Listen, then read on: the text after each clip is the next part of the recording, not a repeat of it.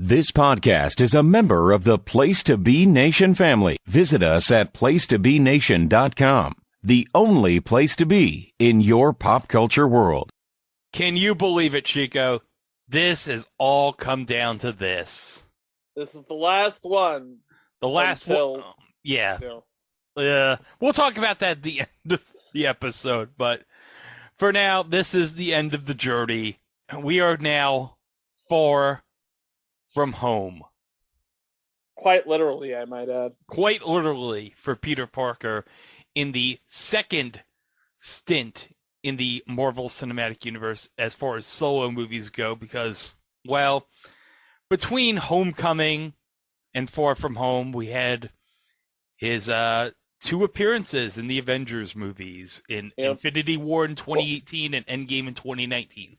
And I guess it would be his appearance, his disappearance, and then his reappearance. Yes. Something about him not feeling so good or something.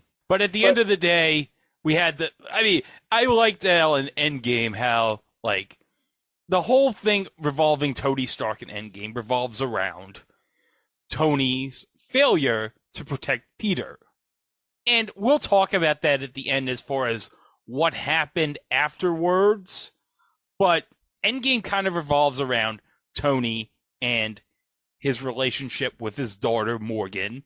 And knowing how much he cares about Morgan, he decides, you know what, I owe it to Peter and everybody that I have to help the other Avengers undo the snap. And they do. They literally had to drag him from outer space in order to do it. So, yeah. But I do love how in Endgame they get the part where it's basically Peter and then everybody's doing basically their impression of the greased up deaf guy with the gauntlet. You're never going to catch me with the gauntlet, Thanos. You're never going to catch me. Yeah, it was basically the worst sort of last second lateral ever. I mean, you had everybody within the last two phases of the MCU just accidentally tossing the gauntlet. Then it turns out they didn't even need the gauntlet because Tony grafted all 6 Infinity Stones to his armor, and, well... Yeah, how did he manage to steal the stones right before Thanos tried to... You know what? I guess he has some sticky fingers, that Tony Stark. What can I say? Well, of course, at the end, we had the funeral for Tony at the end, and everyone did their thing. So now, we're back here, okay? This is the epilogue to the Infinity Saga, the last film of Phase 3 in the Marvel Cinematic Universe, and pretty much, I think, Spider-Man's the only other character other than Iron Man to have 2 movies in one phase of the MCU. Because Iron Man had Iron Man 1 and 2 in Phase 1. Yeah, that's right. Iron Man 1 and 2 were in Phase 1. Captain America had a movie in all 3 phases. Thor had a movie in all 3 phases. And, yeah, this would be the second time that you'd have an MCU character with his own movie twice in a single phase. Yes. But we got some new characters as far as Spider-Man related go into this journey, but they're familiar in the MCU. We have, playing Nick Fury, of course, Samuel L. Jackson. Yep, and of course, new to the MCU, but not new to Spider-Man lore, would be Mysterio, who, if you remember an earlier episode we did, was supposed to be the central villain in Spider-Man 4 before it was canceled.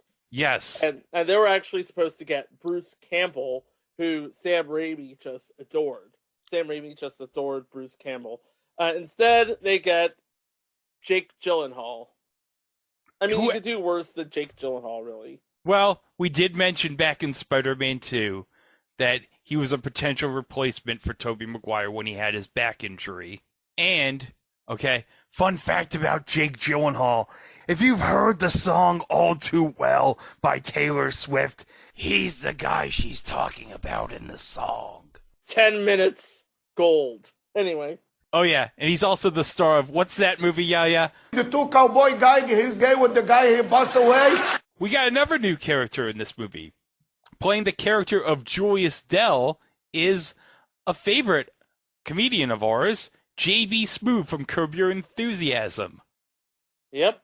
And I think he turned out okay. Jerry, his planet was destroyed. Well, these two right here.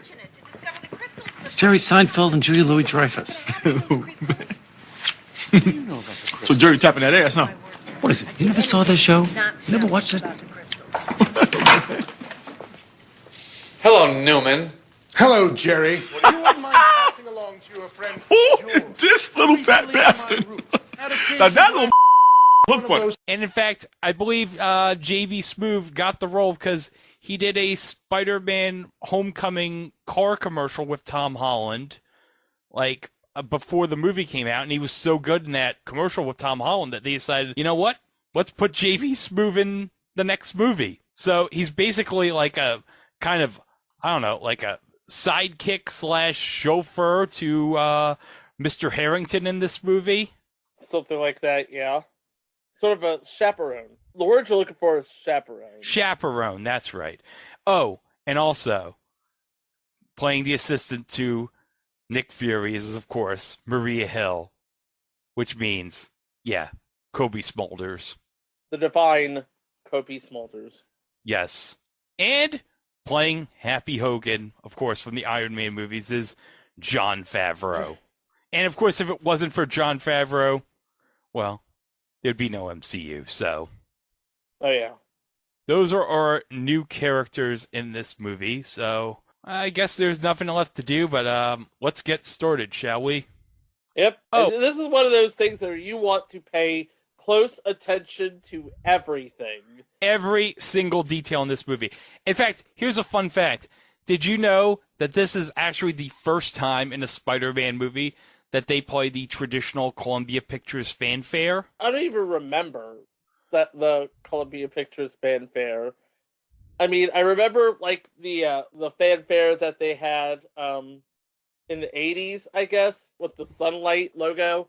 Yeah, but the Columbia Pictures fanfare music since probably like when they redesigned the logo in '93 is like do do do do do do do. Oh yeah, that. Dun, dun, dun, dun, dun, dun, dun, dun, dun, dun. And then you have, of course, a fun dissolve from the Columbia Pictures logo to this statue right here. Which kind of looks like Our Lady of something or other, but isn't. It's kind of sort of Raiders of the Lost Ark-esque, how they had the dissolve with the Paramount logo. So now we're in Mexico. Ooh, Mexico. What are we doing in Mexico? We're not getting tequila. We're driving through the ruins of what once was a town. And so we see Nick and Maria looking at the town, and there's apparently a cyclone that came into this town. They said the cyclone had a face. A face, huh? And then all of a sudden, there's a man with green smoke and a fishbowl head who says, "Who are you?" And then, oh, big monster thing. And then he says, "You don't want any part of this." Zoom. And then, "And I will always love you." Never do that again. So yeah, we get the Marvel Studios logo as Whitney Houston's "I Will Always Love You" is playing. And we get this touching montage from, of course, the Midtown Science News Report, honoring those we lost in Endgame, in memoriam, in Comic Sans. Hey, it's high school, okay? We have Tony, we got Steve, we got Nat, and of course, we got a crappy low-res picture of Vision that they obviously had to get from Google Images. We gotta get a picture of Vision. All right, let's just get this picture. Who cares if the compression on this picture is crap? We gotta use it in this montage. It is a crappy looking picture. Then we have a picture of Tony With these sort of low res transparent. And then there's, oh my god, you can definitely see the Getty Images watermark on that. Yes! They were so desperate to get a GIF of candles on Google Images that they didn't want to pay however much it was for the Getty Images watermark to remove it. And then we get Betty and Jason saying, gone, but not forgotten. Man, those kids that did that video tribute, kids, you did a really bad job. Yeah. This year has been nothing sort of... Weep is crazy. It's insane. Jason, what? No swearing. It's the last day of school. We're good. His It story. is the last day of school. Over 5 years ago, half of all life in the universe, including our own Midtown High, was wiped from existence. But then 8 months ago, a band of brave heroes brought us back. They called it the blip. Those of us who blipped away came back the same age, but our classmates that didn't blip had grown 5 years older. And Jason's little brother is now older than him, because it's math. And even though they blipped away halfway through the year and had already taken their midterms, the school made them start the whole year over from the start, which is totally unfair. But it's been a long, dramatic, somewhat confusing road. And as the year draws to a close, it's time to move on. Is it, though? To a new phase of their lives. As Jason questions, are the Avengers even a thing anymore? Which we're still trying to figure out, too. We're 3 movies into Phase 4, and we're wondering, yes, everybody's talking about the Avengers, but are they even a thing anymore? I don't know. Well, as we're recording this right now, it's what, November 29th? November 28th. It's November 28th as we record this, and the first 2 episodes of Hawkeye just dropped on Disney Plus, which, by the way, I'm hearing sources are saying to me that my sources are telling me that Hawkeye is going to have a major effect in the next Spider-Man movie. What? I'm not going to say any more, but that's what I heard through the grapevine. Reddit.com/Marvel Studios spoilers. Okay. But yeah, Jason questions, does anyone have a plan? Peter says to Ned, I have a plan. It's not the plan that Jason was looking for, but it's a plan. It works. He's got a plan. He's going to sit next to MJ on the flight. He's going to buy a dual headphone adapter and watch movies the whole time. And then him and Ned are going to go to Venice. And then he's going to buy a Black Dahlia necklace because he hears that her favorite flower is the Black Dahlia because of murder. And then when they go to Paris, he's going to take MJ to the Eiffel Tower and give her the necklace. And then he's going to tell her how he feels about her. And then he hopes she'll feel the same way about him. Hopefully. And then, step 7, Ned says, don't do any of that, because they're going to be bachelors in Europe. You know what that means. Wacky shenanigans are going to happen. Ooh! Pray God that this doesn't turn into a video podcast, because I just did something terrible. Was it the same motion that the dads in 1981 were doing at the Cheryl Tiegs part of the Sears Laserdisc? More or less. Refer to episode 219 of It Was a Thing on TV. And then MJ's here, says to Peter and Ned that... What's up, dorks? They're talking about the trip. And Peter's plan. Peter's has a plan, but he doesn't have a plan. I don't have a plan. What's a plan? I don't have a plan. They're going to collect tiny spoons in Europe. What? Well, MJ's tip, download a VPN on the phone because the government can't track you while you're abroad. Okay. That's a smart plan, I guess. Yeah. Ned thinks it went great. Spoiler, It did not go great. Well, we're at this Salvation Army fundraiser for all the people that were displaced by the blip. And Aunt May's hosting the fundraiser. And, look who's conveniently there. Peter's in the Iron Spider suit that we saw in Infinity War and Endgame. And, it's all thanks to our very own Spider-Man for this gathering right here. And then he comes out. Speech! What is Spider-Man going to say? Thank you, Miss Parker, for having me. And thank you guys for having me. And thank you, Spider-Man, and he'll be right back out to take photos and videos. Thank you. Oh, that was great. How he tried to disguise his voice like, thank you, Miss Parker. It didn't work out too well, did it? Thank you, Miss Parker, for having me. Yeah. As we find out at the end of the movie, no, it didn't work out so well. Nope. Okay, so Aunt May and Peter are going over all the stuff that he's going to bring on the trip. The passport, the mini toothpaste. And then, oh, it's Happy with a big check. Oh, and can you believe this? Happy's like, oh, Aunt May, you have a new dress. And then Aunt May notices that Happy grew a beard. He grew a blip beard. I totally get what's going on with all of this right now, by the way. This is really bad flirting. Really bad flirting. Yeah. It's obvious that they're into each other. It's obvious that they want to. But before Spider-Man could go shake hands, Nick Fury is calling Peter. Why is he calling him? Well, probably has some hero stuff for him to do because he's a superhero. But Peter figures if it was important, he'd probably call someone else, not him, because, well, he's a kid. Nope, he's calling you. Yep. No caller ID. But Peter doesn't want to talk to Nick Fury. But Happy doesn't want to talk to him. And he just begs Peter, just answer the phone. And then he just sends him to... Did you just send Nick Fury to voicemail? What? You don't send Nick Fury to voicemail. You can't do that. You can't ghost Nick Fury. You do not ghost Nick Fury. Oh, and one part I love is the spider claws from the Iron Spider suit just randomly come off. Yep. And then come back on. But okay, Spider-Man's going to talk to the crowd here and ask some questions. And everyone asks, are you the head Avenger? No. No. Well, what if the aliens come back? What will you do? Does anyone have any questions for this neighborhood? Oh, hold on a second. Look at, there's this one person here who's wearing a paper plate.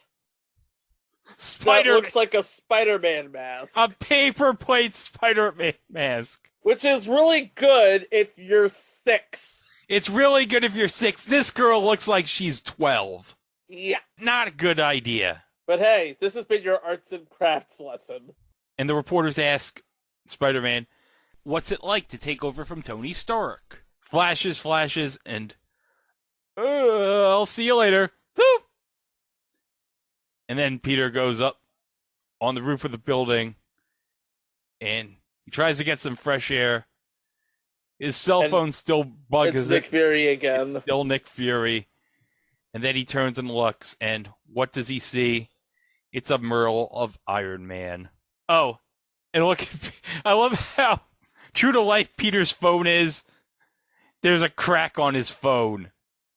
Yep. I guess Peter can't afford a screen protector for his phone, I guess. He can afford a smartphone. He can't afford a screen protector. Go figure. Okay, he continues to ghost Nick Fury. And, oh, look, Mike Piazza pennant on his wall there. Oh, Aunt May tries to throw a banana at him and then smacks him right in the face. Oops. And Aunt May thought, oh, I thought you could sense that with your Peter tingle. Please don't call it a Peter tingle. They haven't called it Spidey sense yet. But Peter figures, okay, he really needs this vacation because, I mean, come on. He's fought aliens for crying out loud. He deserves a rest. And May says, you know what, just pack your suit just in case. But Peter's like, look, Aunt May, don't say tingle. It's stupid. So he's like, what am I going to do? Should I take the suit? No. And then, oh, fun Easter egg right here. As Peter closes the suitcase, the initials, BFP. Benjamin Franklin Parker.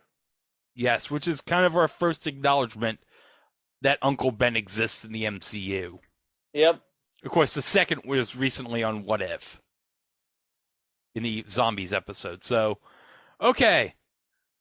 So, Peter, Ned, and everybody in the class, they're on the plane. They're all like, oh, I can't wait to get to Europe. And Mr. Harrington says to JB Smoove, do you want the first shift or the second? And JB Smoove's like, give me the third shift. I took an Ambien. He says, I can't chaperone these kids alone. Oh, and then Flash is like, hey, Parker, this is called an airplane, except it flies over the poor neighborhoods instead of driving through them. And then, MJ says to the stewardess, he blipped. He's technically 16, not 21. He can't drink alcohol. Whoops! And then, here's Brad. Oh, Brad. What a jerk. Brad. What a jerk. Sounds like a jerk. Anybody who's named Brad is a jerk. If you know, you know. Except for Brad Walsh. Okay, Brad Walsh, yes. Every other Brad sucks. But Ned's like, okay, forget about MJ and Brad. It's a 9-hour flight. We could just play games all the time. But no, Peter's just like, I want to sit next to MJ. He is thirsty. But Ned's like, what about the plan? Bachelors in Europe. And then... American bachelors in Europe. Oh, God. Please. Help me, Ned. And then, Ned goes up and says, there's an old lady in front of us that's wearing a crazy amount of perfume and setting off Peter's allergies. So, hey, Betty, could you switch seats with him? It would be great. And Betty's like, wait, he's allergic to perfume? Oh, yeah, makes his eyes water. And then Mr. Harrington overhears it's like, wait, Peter has a perfume allergy? Oh, from my experience, perfume allergies are no joke. I can feel hives breaking out already. Okay, you could... And then Mr. Harrington's like, okay, I'm going to have MJ sit next to Brad, and then I'm just going to sit next to Peter on the flight. Thank you, Ned, for bringing this to my attention. And Mr. Dells. And Mr. Dells... by the way, took an Ambien. He just took a nap like, I don't give a crap. And that did not go so well. And so now... so much for the plan. What's Mr. Harrington says, I have a small bladder, so I took the aisle. So now Ned's just alone with Betty. He's like, hey, do you want to play Beast Slayer? No. Have you ever played any PC games? No. Okay, no. Oh, and Mr. Harrington tells Peter a story about how his wife pretended to blip. And he thought that she was dead, but no, she ran out with a guy in her hiking group, and they had a fake funeral for her. Well, the funeral was real because he thought she was really dead. And he asked, do you want to see the video? Oh, God, no. Why? Why? Man, Mr. Harrington must lead a sad life if his wife wants to... And then you have Brad, who's basically taking Peter's plan. Oh, what a jerk. Oh. And MJ sees right through. It's like, nope, that's sad. That's depressing. Mr. Harrington's like, you have a dual headphone adapter. We can watch together. Fun. Oh, that's so amazing. 8 hours to Venice as Mr. Harrington takes a nap. This is a fun Easter egg right here. Peter's looking through the in-flight entertainment on this plane here. And there's some in-flight entertainment. Here are some of the documentaries. The Snap. Finding Wakanda. Hunting Hydra. And an episode of Nova. An episode of Nova with Dr. Selvig from Thor. And see, there's a picture of Dr. Selvig right here. And it's also another fun Easter egg because Nova, you get it? Yes. The character of Nova. Yeah. But what the heck would the Snap be about? How would anyone know about Thanos? Like, how would they interview people to talk about Thanos and his motivations and stuff? Talk story, obviously. I don't know. I think that would be like a bad documentary. But whatever. And then Peter looks, there's a Heart of Iron, the Tony Stark story. A feature-length documentary that chronicles the life and legacy behind the world's greatest hero, Tony Stark. Hey, it's 114 minutes in high definition. You know what? Why not? But okay. Oh my God. How is Ned getting good enough Wi-Fi on this plane to play Beast Slayer? I have no idea. All the flights I've been on, the Wi-Fi is very crappy. But turbulence, and Ned's hand lands on Betty's. Okay, so Peter just stepped out of the bathroom, and MJ's waiting to go. So now Peter has to clean up after himself. Oh. And look, it's Brad. Brad. now Mr. Harrington's sleeping on Peter's shoulder. Ugh. So Peter asked Ned, hey, did you see MJ and Brad on the plane? They were like watching movies and laughing the whole plane ride. And Ned's like, oh, don't worry. That's nothing. And then, oh, can you believe this? Apparently during the flight, Ned and Betty are now a couple. How is that even possible? They were only in the air for 7 hours. Well, they got to talking, and it turned out that they have a lot in common. I guess that's how it works. They're boyfriend and girlfriend now. So now, the plan to be American bachelors in Europe, that's now done. Which, let's be honest, that was a stupid plan anyway by Ned, so... Well, Ned is known for having stupid plans, as we will find out momentarily. Okay, so now, Peter's taking his suitcase to the lady at customs, and then, she opens it up. Uh-oh. You almost forgot this. Love May. And it's the Spider-Man suit. This woman's like, yeah, whatever. I like to roleplay. These, no. No, the banana doesn't. Yeah. She confiscates the banana, but not the suit. I get that. So now Peter's trying to catch up to everyone at the airport here. Oh, here's the sights of Venice. Oh, look at that. They're on a boat. They're on a boat. Look at Peter and the class on the mother effing boat. Ned's taking pictures of Betty like, thumbs up. Oh, she's being a basic right now. Oh, yes. Oh, looks like they're at the hotel, and apparently they're doing renovations to the place. Oh, and wonderful. Flash is like, oh, this is trash. And then, okay, they're at the hotel. Oh, no, this hotel is sinking. Okay. So they're supposed to meet at the Da Vinci Museum at 3. So, okay. As Mr. Dell says, when in Rome, do as the Romans do. When you're in Venice, your socks get wet. So, okay. What kind of a saying is that? It is not wrong. It is not wrong. Okay, Flash is doing an Instagram live, probably with these two women right here. And then, he gets punched in the balls. Nut punch. Oh, look. Ned and Betty, they're doing like caricatures. Oh, that's lovely. That's lovely. Mr. Harrington's taking some photography. He's taking like selfies with this old camera. Oh, wait, what? Oh, you almost dropped the camera. Oh, no, he dropped the camera, Mr. Harrington. Oh, no. Why? That is just awful. Brad's taking pictures of MJ with these pigeons on her. And then, okay, pay close attention here. So Peter's looking on, and then, okay, pay close attention, folks. If you pause at the 18:20 mark, just before the transition. Is that Jake Gyllenhaal? Well, yes, it is, Chico. Why would Jake Gyllenhaal be on a cell phone in Venice? Last time we saw him, he was in Mexico. Why would he be on a cell phone? I wonder. That's probably nothing. Nah, probably. So, Peter goes into this shop right here. He's looking for the Black Dahlia necklace, and he gets the Black Dahlia necklace. Because of the murders. The murders. He figures, okay, this is going to be enough to impress MJ.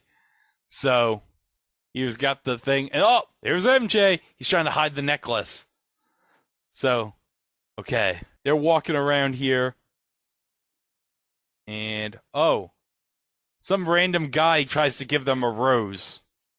Oh, look, some water's blowing like, ooh, underground. It's like something's under the water. But what's under the water? I don't know what's under the water.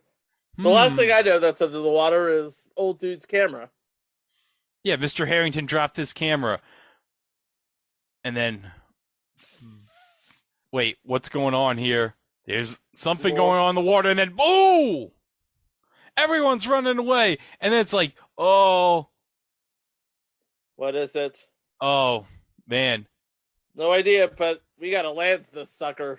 Yeah, Ned and Betty, they crashed their boat onto this, I guess onto the hotel, right?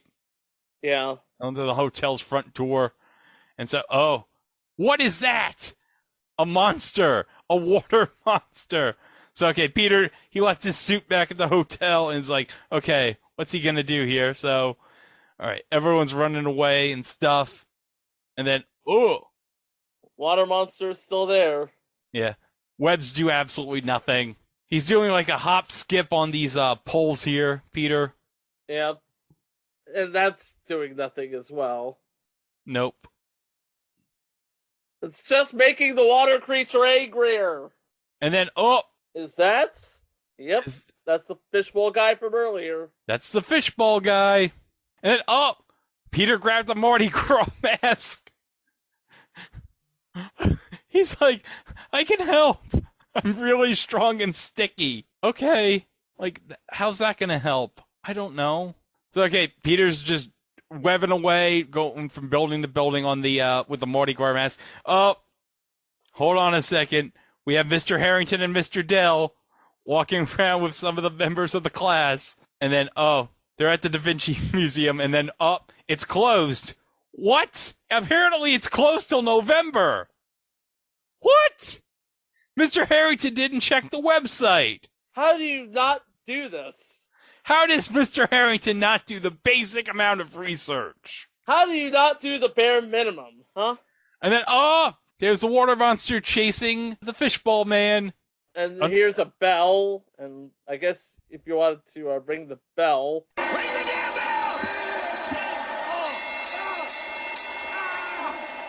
Bell's right there. How come you just don't ring the... Okay. He rang the bell with his head. With his head. He probably has a massive concussion, Peter. But Fishbowl is still fighting. And then he stops the water monster, and everyone's like, yeah! Fishbowl man, he did it! Fishbowl man! Fishbowl man! Fishbowl man! And oh, thankfully, the Black Dahlia necklace survived for Peter. The fishbowl man's like, oh, thanks. And then they're watching the news reports, the class on the TV. And Ned's like, I'm not going to say aliens, but aliens. So apparently there's a sailor named Morris Bench who was exposed to an experimental underwater generator and got hydro powers. MJ's like, yeah, Ned, you should definitely believe anything that you read about on the internet. Well, she is right. Yep.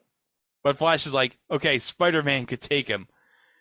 As Mr. Harrington says to Mr. Dell, who do you think that fishbowl guy is? And Mr. Dell's like, well, being a man of science, witches. And this is a constant thing throughout the movie. Mr. Dell is obsessed with witches. It's witches. It's got to be witches. Peter's calling May on an Italian payphone.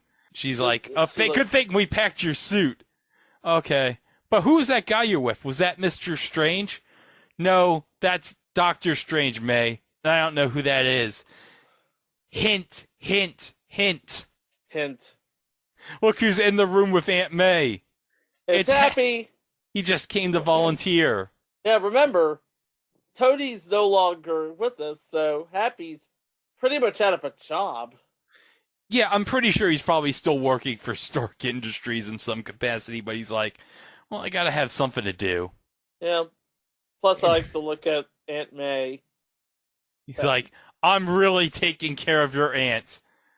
Yeah, I bet he's taking really good care of her, all right. Aunt May asks, hey, Peter, how's the plan going? Yeah, there's been setbacks. As he looks at Brad, that jerk. Brad. What a jerk. Betty asks who the guy is that saved them, and Ned's like, well, that's like Iron Man and Thor rolled into one. But Flash's like, well, he's no Spider-Man. MJ asks, what do you and Spider-Man? He's just awesome. He protects the neighborhood and he's inspiring. And then he looks at Peter like, oh, what's up, wad? I thought you drowned. If only you knew, Flash. Oh, Fishball Man, his name's Mysterio. Mysterio. L'uomo de misterio. It's Italian for man of mystery. They don't know who he is. So they just call him Mysterio. Okay. Peter asked MJ, how much did you see? And she says, well, I was running. And Peter's like, yeah, I was also running away. So Peter says to MJ, well, I guess it's Paris tomorrow. Go to the Eiffel Tower and that will be great. MJ says it was secretly built as a mind control intended to create an army of the insane, which is why it's her favorite destination on the trip. Oh, that's good. So Ned asks Peter what he's going to do about the water monster. Well, it's dead. So now all he cares about is MJ. And I think she digs me. Yeah. And Ned's like, oh, it reminds me of when me and Betty first fell in love. Yeah, yesterday. And then, zoop. And then we see Nick Fury say, you're a very difficult person to contact, Spider-Man. Oh, no. This is what happens when you ghost Nick Fury, by the way. Yeah. So, now, Nick Fury finally meets Spider-Man, considering, well, they saw each other at the funeral for Tony, but Nick decided it wouldn't be right to exchange numbers. So, the important thing is, well, Peter, you're here. I tried to bring you here. You avoided me, and now you're here.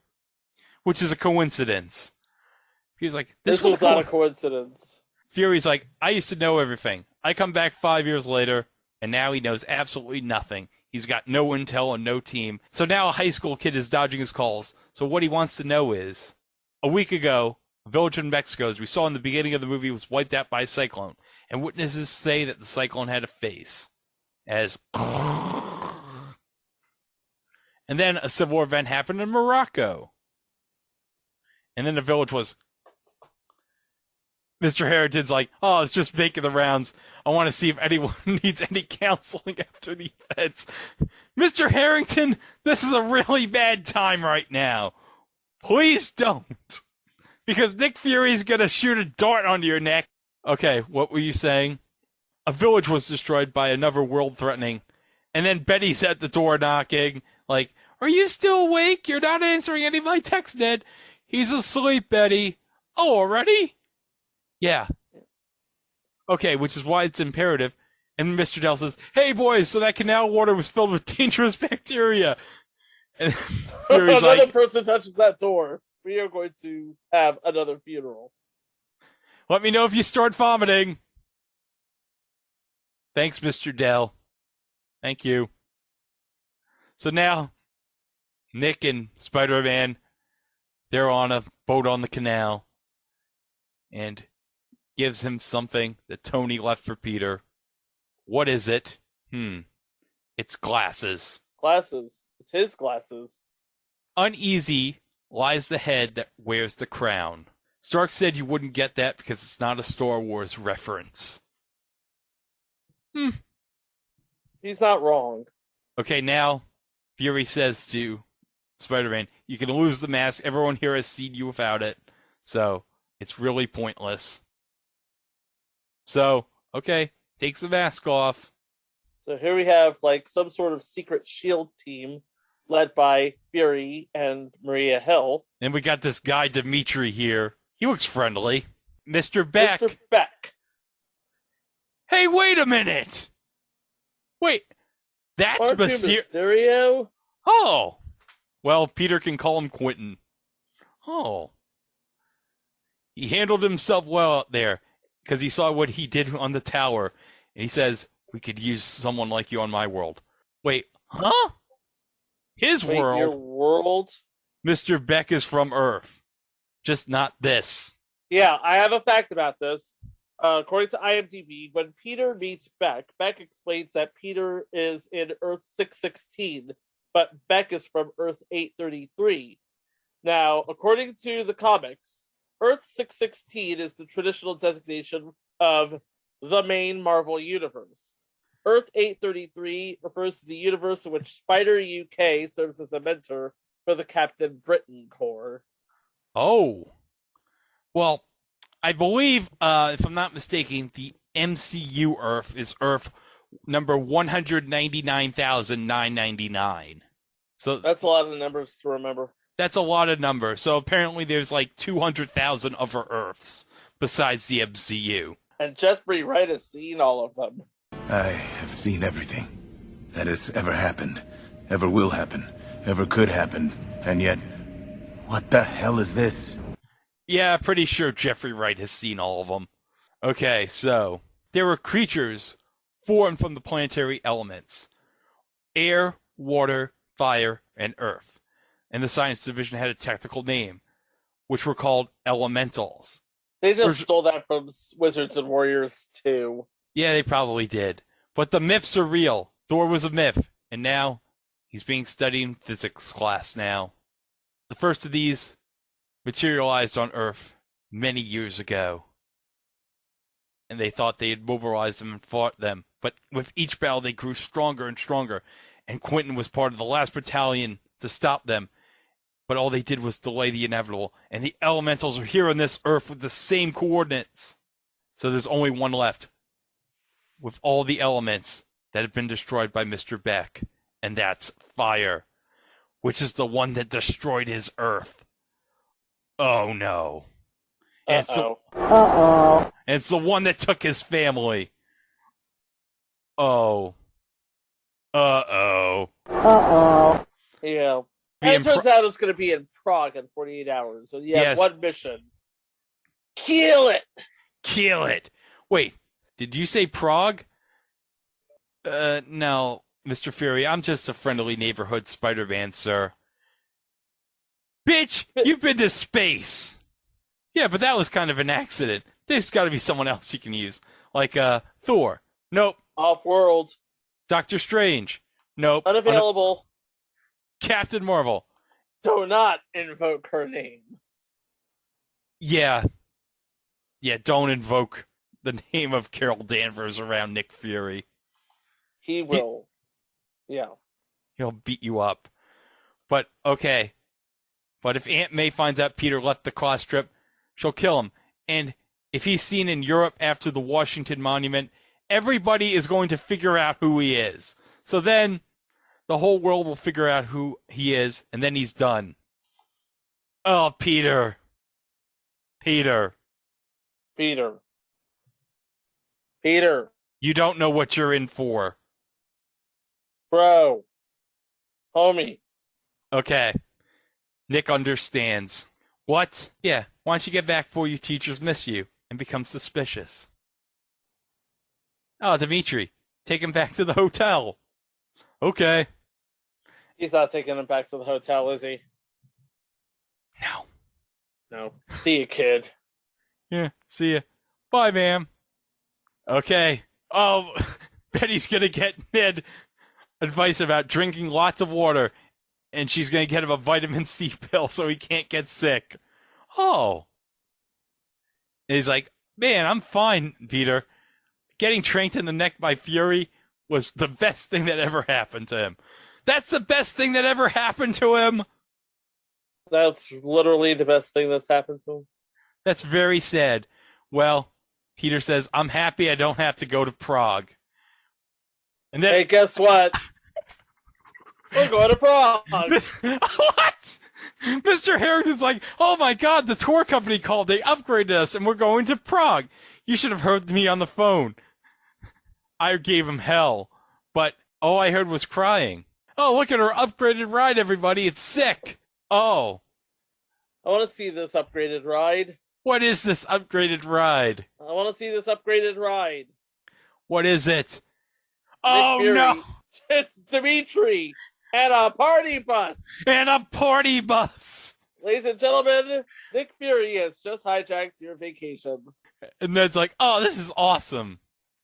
He was like, yeah, awesome. Awesome. Yeah, I love how it's not suspicious that their trip has been changed and there's a driver who's wearing a leather suit. Not suspicious at all. Nope. Doesn't look suspicious to me. Doesn't look that suspicious. Okay, we're in the Eastern Alps in Austria. Nice bus. Yeah. Flash is doing an Instagram live. Peter's trying to find the top 10 romantic places in Prague. Why does he just use the glasses that Tony gave him? Well, that's what Peter does. He puts the glasses on. And for the next Tony Stark, I trust you. P.S. Say Edith. T.S. Edith. Boom. Stand by for retinal and biometric scan. Retinal and biometric scan accepted. Hello, Peter. I am Edith. Tony Stark's augmented reality security and defense system. So, okay. Edith stands for Even Dead, I'm the Hero. Tony loved his acronyms. So, apparently, this AI has access to the Stark Global Security Network, as well as backdoors to all the major telecommunications networks. Okay, hold on. Freeze frame. Okay, hold on a second. Okay, so we have... Okay, so we have... okay. It looks like everybody's sort of identification stuff. Yeah. Dimitri's is obviously classified. I want to say that's Flash. He says, "Hey Mom, Venice was crazy. Can you transfer me more money?" Either that's Flash or Jason.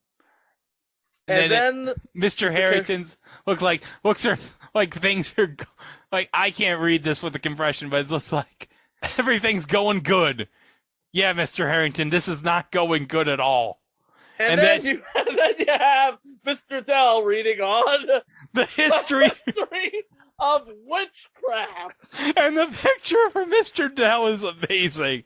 Like, oh my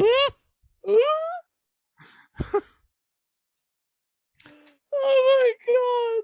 Oh, wait. Here, I think we found what Mr. Harrington said. Looks like things are looking up. Things are looking up. Finally, some good luck. Finally, some good luck. No. This is not good luck, Mr. Harrington. No. And wait, and Brad was like searching for Prague. Oh wait, Flash wrote something. Hold on a second. Mother, have not heard from you or father in days. Well, that's pretty nice of Flash. He wants to know where his parents are. I guess that's pretty sweet. And Ned's texting to Betty, "Miss you." Say, "Miss you more." They're right next to each other. Oh, God. I can't even with this couple right now. All right, so here we are in Prague. Well, actually, we're not in Prague. We're still in Austria. Okay. But we're making a toilet stop. Yeah, Mr. Dell needs to find the toilet. Mr. Harrington's like, "Oh, Dimitri, where are we?" He's not answering your question. He's like, "Oh, that's okay, Dimitri. I'll figure it out." Dimitri's like, "Stop, Peter. Go there." And then, what is this? What is this? There's this woman who says, "Close the door." She tells him to take off his your clothes. What? You told Fury Spider-Man cannot be seen in Europe. So I made you this. Another suit. Oh. Huh. But, oh. Take off your clothes. Why? Why? Peter's like 17. Why is she wanting to see him? Will you just shut up and take off your clothes? Oh, but guess who opens the door as Peter takes off his pants? It's Brad. Oh, Brad. Brad, who takes a picture of Peter with his pants down. And the woman was trying to shoot Brad. Like, you're just making this worse, lady. And Brad's like, "I'm not here to judge your life choice. If you want to hook up with some random European chick, that's on you. But I can't pretend I didn't see what I saw. I know you're trying to get with MJ. It's obvious. But I like her, too." You can't show that photo. Oh, I'm sorry. I have to. She deserves the truth. Brad. So everybody's getting back on the bus. What's up, Flash Bob? It's your boy, Big F. Big F! Oh, boy. So Peter asks Edith, "Okay, there's this guy in my class who's going to ruin everything with MJ. So can you please speak up?" So he's like, "Oh, Brad Davis. He took a photo of me. Oh, this Brad Davis, see a target?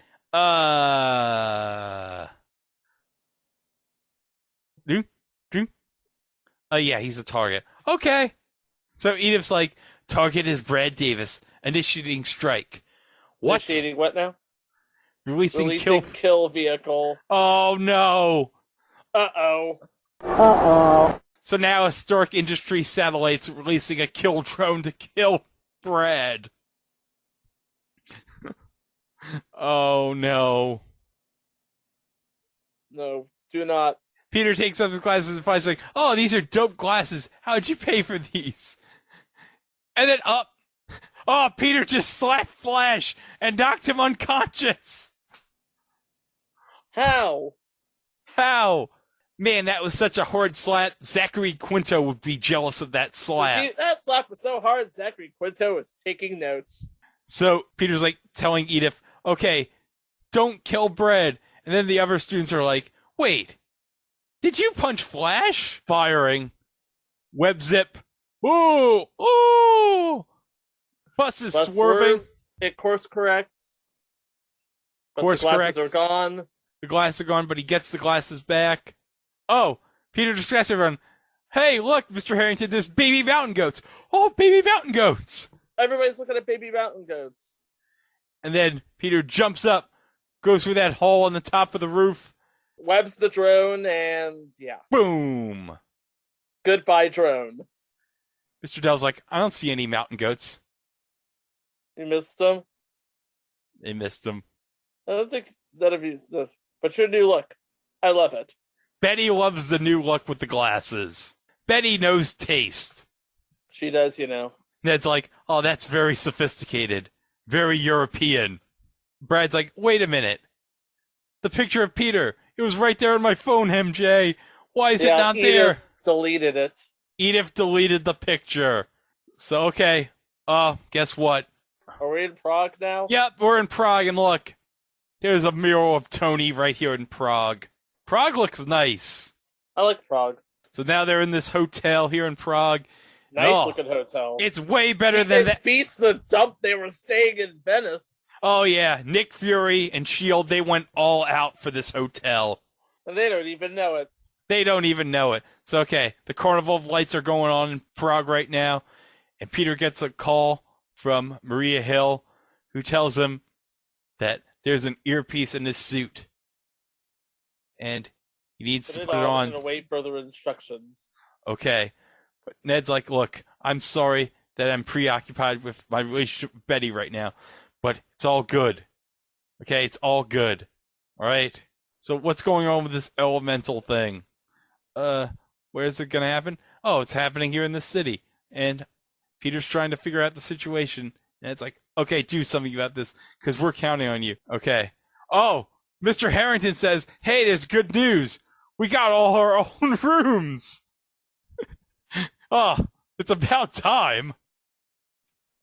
And then, cut to Nick Fury saying, Parker, are we boring you? And Quentin Beck's like, he was just thinking about how you kidnapped him. Well, he did kidnap him. He had obstacles. I removed them. What's the plan? Peter's going to be in the cathedral tower, keeping a watch on the fire monster, and when he shows up, he'll radio everybody, and then Mr. Beck, my name is Mysterio.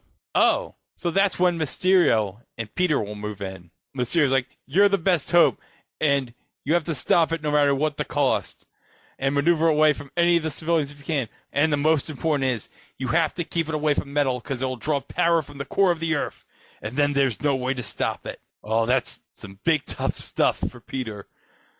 But he's like, okay, my friends are here, and I can't help think that we're putting him in jail. And Fury's like, you're worried about hurting your friends? You called a drone strike on your own tour bus. Stark gave Peter a multi-billion-dollar AR tactical intelligence system. And it's clear to Nick Fury that he is not ready, Peter, for this. Oh, Peter's like all by himself here. And then, here's Mysterio saying, Fury asked me to come up here, see how you were doing. He was very bad about being pissed at you. By the way, you do have sarcasm here, right? Peter's like, I didn't think I was going to have to save the world this summer. I had a plan with this girl that I really like, and, yeah, that's all ruined now. And meanwhile, Mysterio's like, you're not a jerk for wanting a normal life, kid. I like you, Peter. You're a good kid. It's part of me that wants me to tell you, just turn around, run away from all this. There's another part of me that knows what we're about to fight. And what's at stake. And Mysterio's glad that Peter's here. And so is Peter. But he feels like he's putting his friends in danger, so Mysterio's advice, just keep them inside, get them in a safe place for a few hours. I'm sure they'll be fine. Peter's like, oh, it sure is nice to talk to somebody about this superhero stuff, huh? So now Peter's like, okay, what am I going to do here? Oh, Mr. Harrington has some breaking news to the class. Good news. We're going to the opera. The opera? Mr. Dell's like, hey, don't look at me. What happened to the carnival? This is Upgrade Living. The tour company just gave us these tickets. For free. Do you have any idea how much opera tickets cost? Bly's like, yeah, it's because no one wants to go to the opera ever. And it's like, this is going to be culturally enriching for us. Everyone, this is going to be the best 4 hours of our whole trip. Spoiler alert, this is not going to be the best 4 hours of their whole trip. Nope. Mr. Harrington's like, I bet now you're all happy that I had you pack a nice outfit. Yeah, because they'd much rather go to the opera instead of the carnival. Mr. Dell's like, again, don't look at me. Okay. Oh, look, there's such a big crowd for this. Look at this. It's a packed crowd at this opera house. There's nobody there in the opera house. Yeah, that is true. But they have the best seats in the house. True. Oh, look at Brad. And Brad's going to save MJ his seat. Brad. But okay. Peter and MJ, they're just talking here. And MJ's messing with Peter, you know, like always. Like always.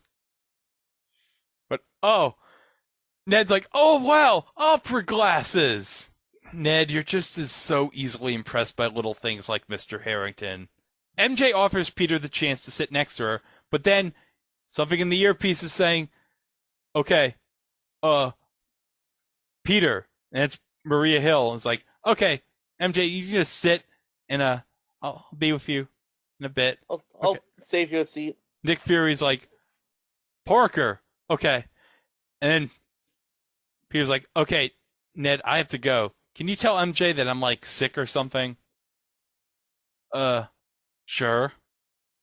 But whatever you do, please steer the monster away from this opera house. Okay. Like, why does Ned really want to see how this opera goes? Oh, no. No. Brad just gave Peter the finger. That jerk. Parker, you better be on your way. Okay, so Peter's coming. But, hey, look. MJ just got a peek at Peter as he was leaving, like, huh. Oh, she's going to the carnival. But, you know what? We should go with her. And Ned's like, oh, I want to watch this opera. But Betty wants me to go with her. Welcome to a relationship, Ned. Okay, so, hey, look at this. Look at this. Okay, fun fact. A couple years ago for Halloween, I wore that suit.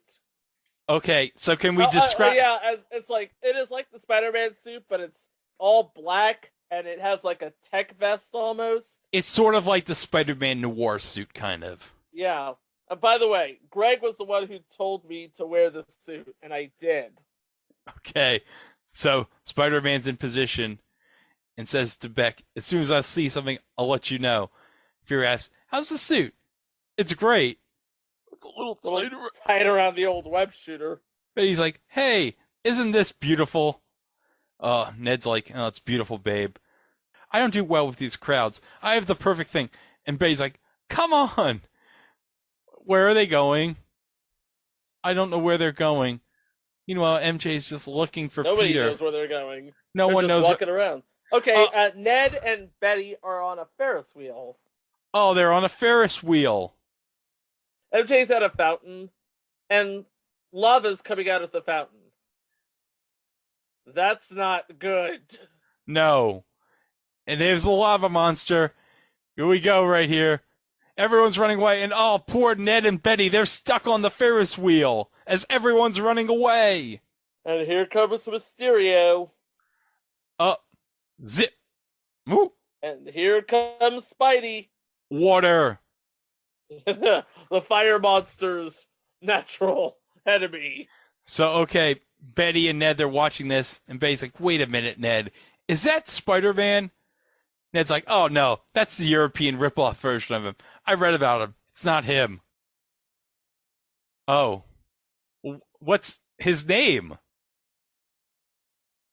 Oh, it's, Night Monkey! Night Monkey? Night Monkey! Help! Help! Save us, Night Monkey! We're stuck! And Peter's like, what? Night Monkey? Night Monkey. That was the best name Ned could come up with on such short notice. Night Monkey. Night Monkey. And Mysterio's like, I'll take care of this. You save them. Yes. Shield. Mysterio put a shield around the fire monster. Spider-Man throws a rock. Fury and Maria are just driving to this place. Mysterio's like, okay, we can't let him get to the Ferris wheel. And Spider-Man's like, okay, I'm on it. Oh, the Ferris wheel. Oh. Ned and Betty, oh, they're in trouble here. The fire monster's going to the Ferris wheel, and then Mysterio's trying to use his green, like, ray things to, like, prevent the fire monster from going into the Ferris wheel. All of a sudden, he can't seem to get a hold of the Ferris wheel. Yeah. It's like something was in his way. But then, Spider-Man, he flashes his shooter, and then something was pulling onto the web shooter on the web, and Spider-Man just pulls it off, and then it goes shooting right into the direction of MJ, who's watching everything, and she's just looking at the thing like, what? It's like, I don't know what that was, but it was getting in the way of business. And here comes Fury and Maria, as Spidey was rescuing Ned and Betty. And now Mysterio almost has this monster down. Oh, that's an ugly monster. Oh, wait, Beck, what are you doing? What I should have done last time.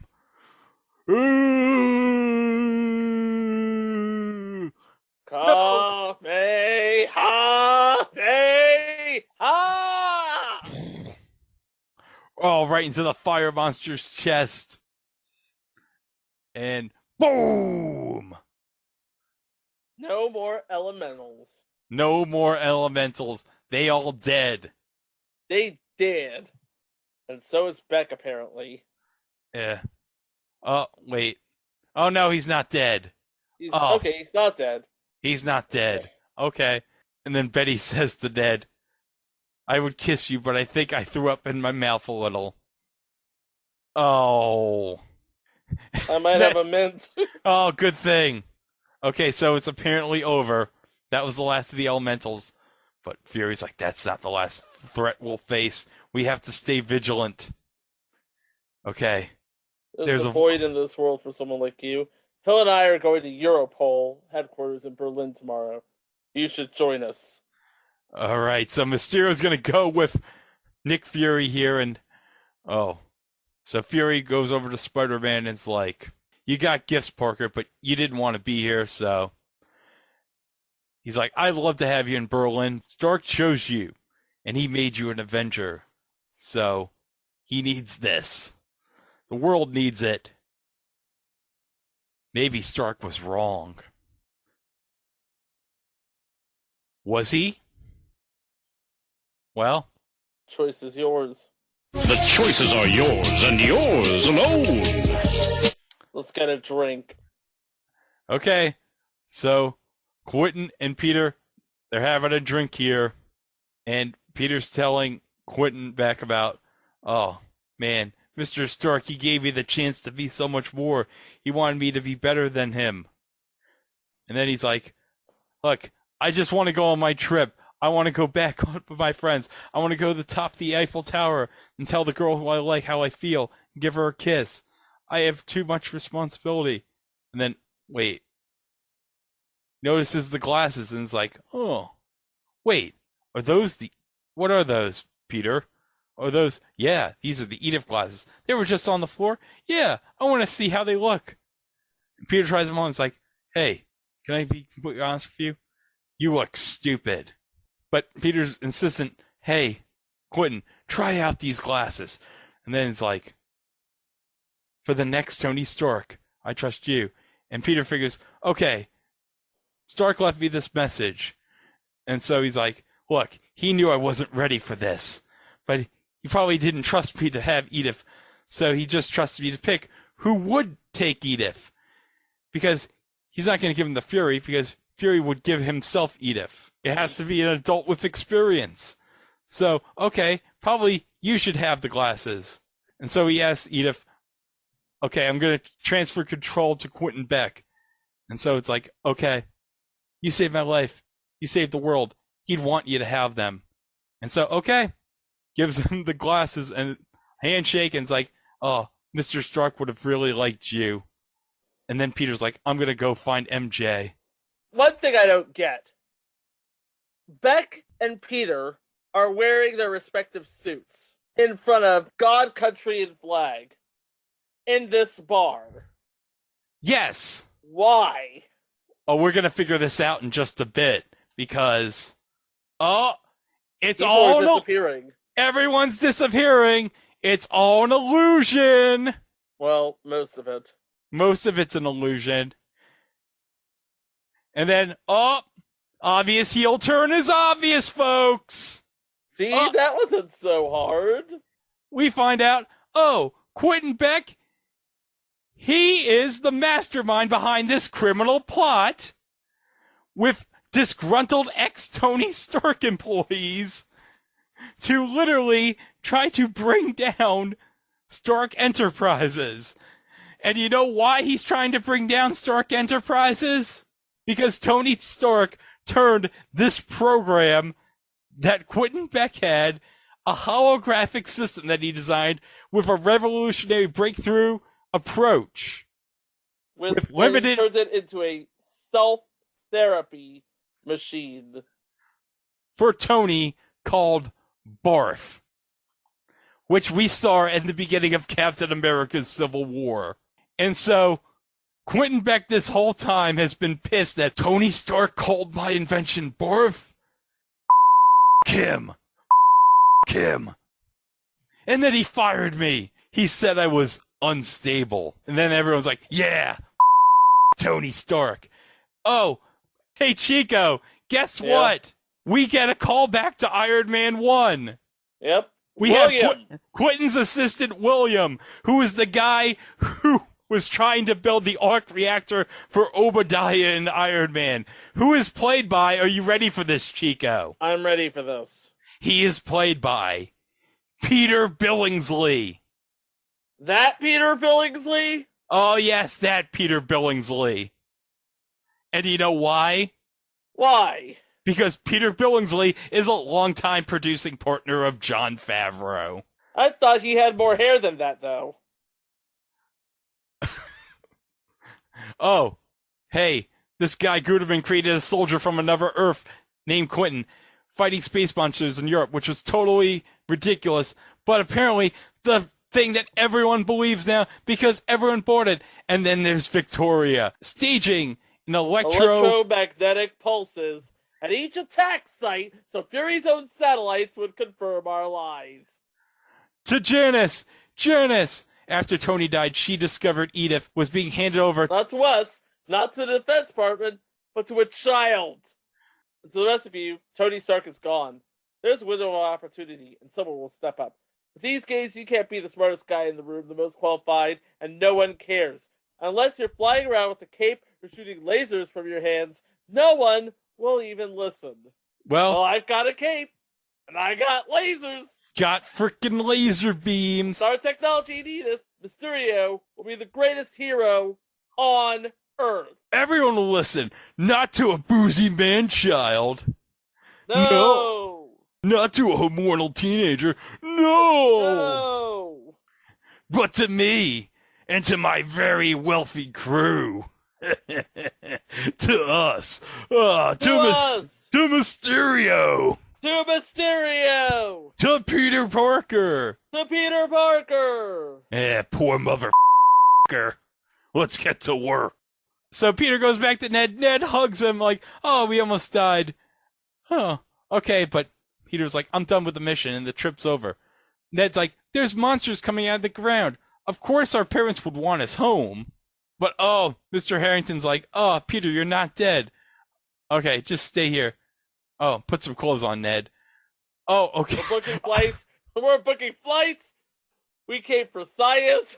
We're leaving because of witches. Welcome to the new Dark Ages. So they're going home in the morning. But all the elementals are gone. Flash is like, can you all keep it down? I'm live streaming. MJ's asking Peter, where were you? I got lost. Well, it's a good thing you're back. So much for Paris. Would have been fun. Night. Okay. Oh, Peter's not ready for the trip to be over yet, and he wanted to do something fun. That's not on the itinerary or planned with Mr. Harrington. Do you want to go out with me, MJ? Sure. Okay. Well, let's do that. Oh, look, there's a news report. Mysterio and Night Monkey against the Elemental. And there's a news report of the clip of Ned and Betty on the Ferris wheel like, Night Monkey, help us, Night Monkey! Night Monkey! And it was all thanks to Mysterio and Night Monkey.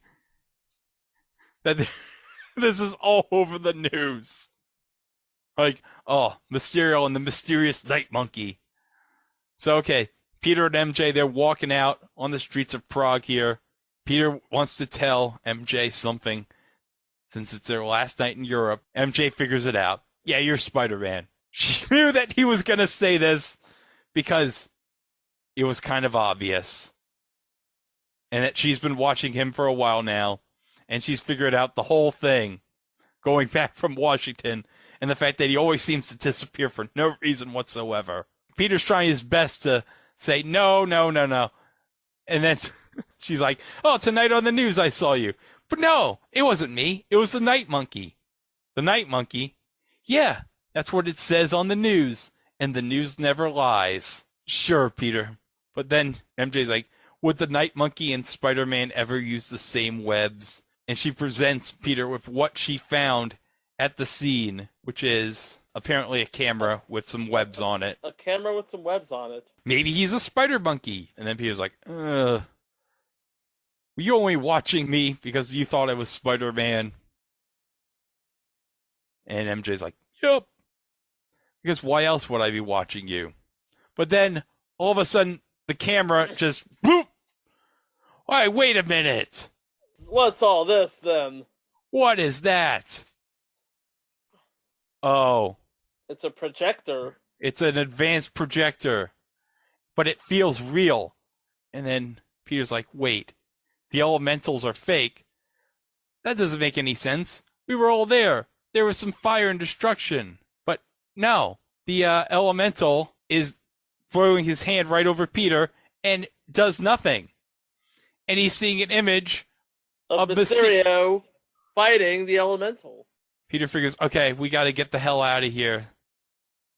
But now Mysterio is just like, I guess, practicing the next battle he's doing. Fly, zap, zap, zap.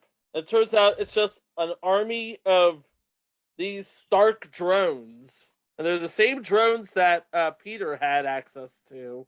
And now Quentin's using them for what? Hijinks? Antics? Yeah, he wants maximum damage. He wants to cause a lot of casualties. If you're watching this, you notice that Quentin Beck is wearing a practical special effects sort of suit. That is quite similar to what people wear when they are, when they have sort of effects grafted onto their suit. Yes. Quentin is informed that one of the drones is missing, but it's like, okay, that's fine. But Quentin's like, wait, you're telling me this now? Oh, but it's only one drone. No one will care.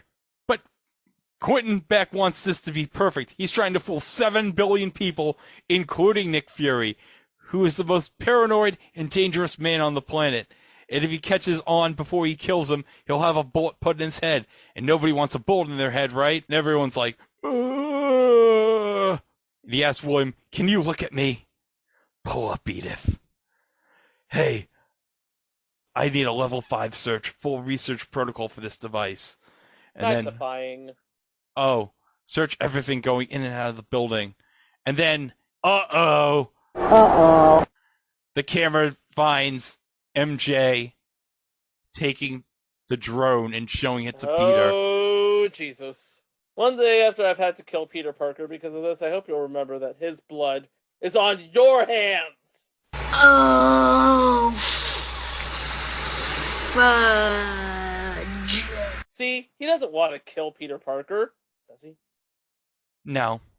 Well, no, he wants to kill Ralphie Parker. Oh. Alright. So, Peter is telling MJ, well, everything. The glasses, the drones, almost killing Brad, Beck being a fraud. Oh. He just realized he's undressing in front of MJ. Awkward. Awkward turtle. Stop glancing, you nasty. Oh, but now Ned's in the room. Like, oh, Ned, perfect. Oh, costume looks great. But then it's like, the costume looks great. For the costume party at the Prince's Castle. Ned's trying to pretend like, oh, that's He knows I told her. Yep, she figured the whole thing out. And Ned's like, so relieved.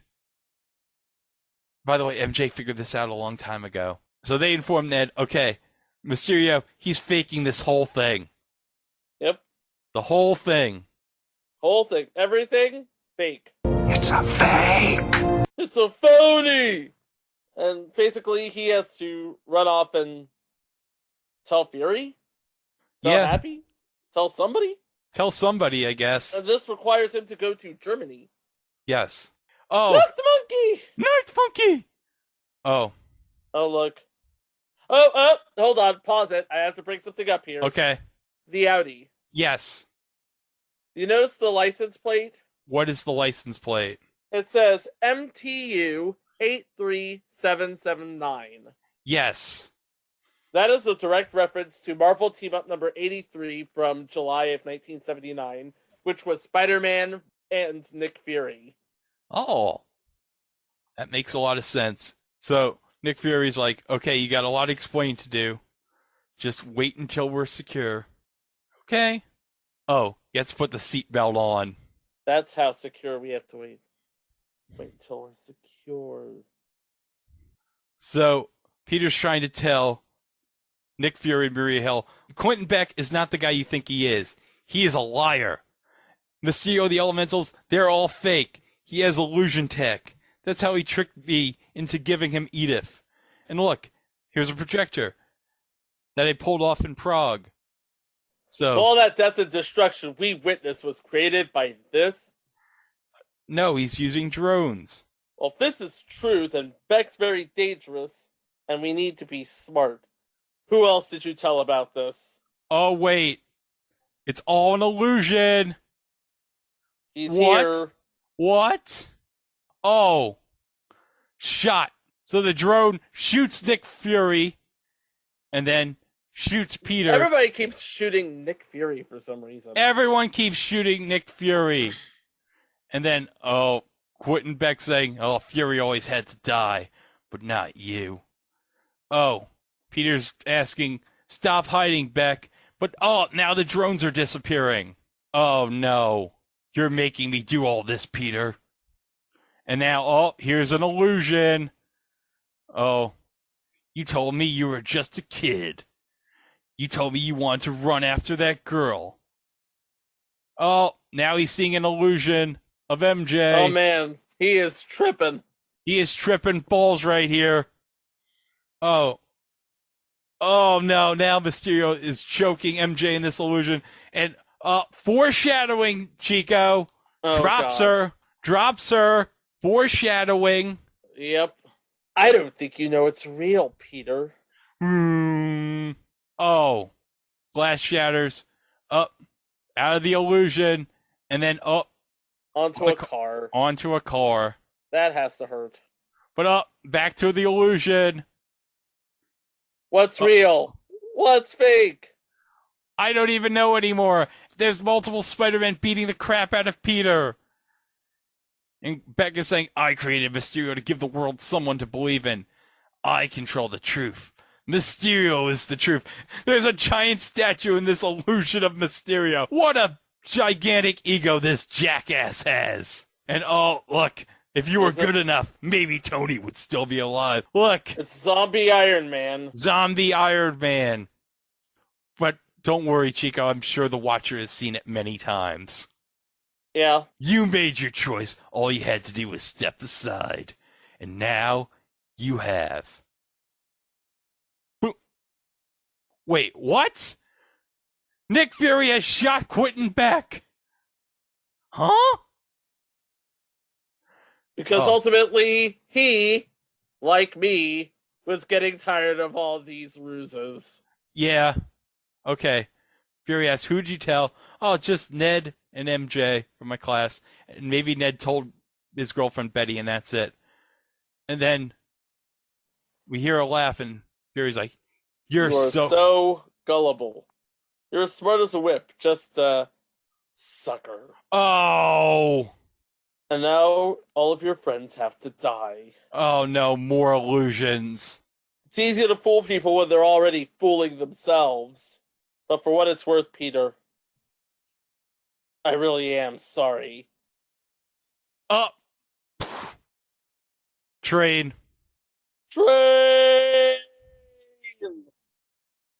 You know, Quentin should make sure that Peter's actually dead first. Yeah. Obviously, Peter's not dead. No. But he needs an aspirin or something. Yeah, he's just going to say, like, oh, I'm going to just sit on this chair here and just take a nice nap. And then he wakes up, and then, wait a second. He's like, Where am I? There's some men in orange shirts. They say, oh, they found you unconscious at the train yard. Very dangerous. And we gave you the shirt because you seemed a bit cold. Oh, that's nice. That's nice of them. Peter even remarks, you're all nice and you speak really good English. Welcome to the Netherlands. Peter's like, wait, I'm in the Netherlands right now? Yep. Oh, bye. But, oh, he can't get out of the prison because the guard's on a break talking to his wife because she's pregnant. By the way, the Netherlands scenes, they were filmed in Britain. Oh, look. The guard is wearing the Night Monkey mask. Like, seriously? Like, hey, look at me. I'm Night Monkey. Look at me. Oh, he just broke out of the prison? The Netherlands guys are like, nope. We could get out, but no. We won't tell him. Okay, Peter's like stuck in the Netherlands. And he asks, can I borrow your phone, shopkeeper? And the shopkeeper's like, sure. Here you go. And so Peter's like, okay, I gotta call this one person. I need a ride here in the Netherlands. And he has to actually get somebody to, like... Yeah, I think he actually has to have the shopkeeper guy, like, direct the person on the phone the direction. So, by the way, all of these tulips or digital. Yeah, everything is digital. Yeah, these are not real tulips, but they look so realistic. They do. It's part of the illusion, you see. Part of the illusion. There's many illusions in this movie, but we find out the person he was talking to on the phone was Happy. Yep. So Happy's in the Netherlands, and Peter's like, tell me something only you would know. Okay. Remember when we went to Germany? You pay-per-viewed a video in your room. They didn't list the titles, but I could tell by the price it was an adult film. And you didn't know how I knew it. And Peter's like, okay, that's it. And then he's just thankful that, finally. And Abby's like, okay, you have to tell me what's going on here, so. And now Pete's just letting it all out. He trusted Beck. He gave him the only thing Stark left for him. He's going to kill his friends in Europe, and it's all his fault. So do not tell me to relax. But Peter really misses Tony. Really. Happy's like... And Happy's like, I miss him too. Peter's like, everywhere I go, I see his face. And the whole world is asking who's going to be the next Iron Man. And I think Morgan Stark's in with a chance, just saying. Possibly. But probably not for another 15 years, Chico. We won't find that out probably until like Phase 7. Probably. Meanwhile, Happy's like, you're not Iron Man. You're never going to be Iron Man. Nobody could live up to Tony. Not even Tony. Tony was my best friend. And he was a mess. He second-guessed everything he did. He was all over the place. The one thing that he did that he didn't second-guess was picking you. I don't think Tony would have done what he did if he didn't know that you were going to be here after he was gone. Now your friends are in trouble. You're all alone. Your tech is missing. What are you going to do about it? But I mean, now, specifically, what are you going to do? Because we've been hovering over this tulip field for the last 15 minutes. Okay, so Peter can't call his friends because Beck is tracking all their cell phones. So, okay. Peter wants Happy's phone. What's his password? And it turns out his password is password. Head of security, your password is password. Okay, so Peter finds out through Flash's Instagram Live that they're in London. So, okay, he needs a suit. So Happy's like, I got you covered. Oh! He's got a facility in the plane. There's a thing in the plane where Peter can assemble a suit, a brand new suit, right on the plane. Man, what a very convenient plot device. Very Deus Ex Machina. So, yes, the computer, bring up everything you have in Spider-Man. And look, there's like wireframe diagrams in 3D of all his suits. All of them. All of them. Now he's just basically going to take the best parts of each one of them. He's going to take the best parts of each one and make a whole brand new suit. Okay. You take care of the suit. I'll take care of the music. And then, Back in Black's playing on the loudspeakers. And Peter's like, I love Led Zeppelin. Peter, like, no. You gotta listen to more 1970s rock music. Yeah. So, okay, he's making the new suit here. Oh, okay. Now pay attention to what Nick Fury says to Maria here. I thought Kree having sleeper cells was top secret information.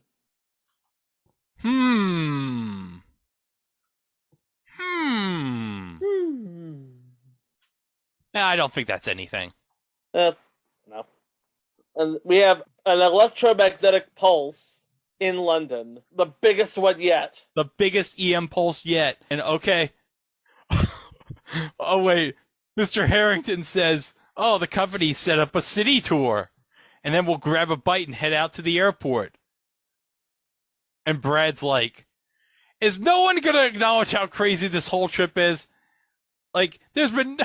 And then There's been nothing scientific about this science tour at all. And Brad's like, no, I'm not talking about that. I'm talking about Peter. Have anyone not noticed how shady he is? I saw him in the back room with some woman in his underwear, and he's always sneaking away, like back at the opera, huh? Now he's suddenly off the trip with his family in Berlin. Is no one else interested in the truth? And MJ's like, the very concept of objective truth is fading out of the world. Brad's like, George Orwell. Yeah. And so MJ's like, well, since Peter's not really here to tell his truth, what about you, Brad? Why take pictures of people in the bathroom? Yeah. Oh, no, it wasn't like that. I was trying to take a... Creeper be creeping! And Mr. Harrington's like, okay, let's put all this behind us and have a great afternoon. A very nice, peaceful afternoon. And he says to himself, Mr. Harrington, sounds great, Mr. Harrington, says the class.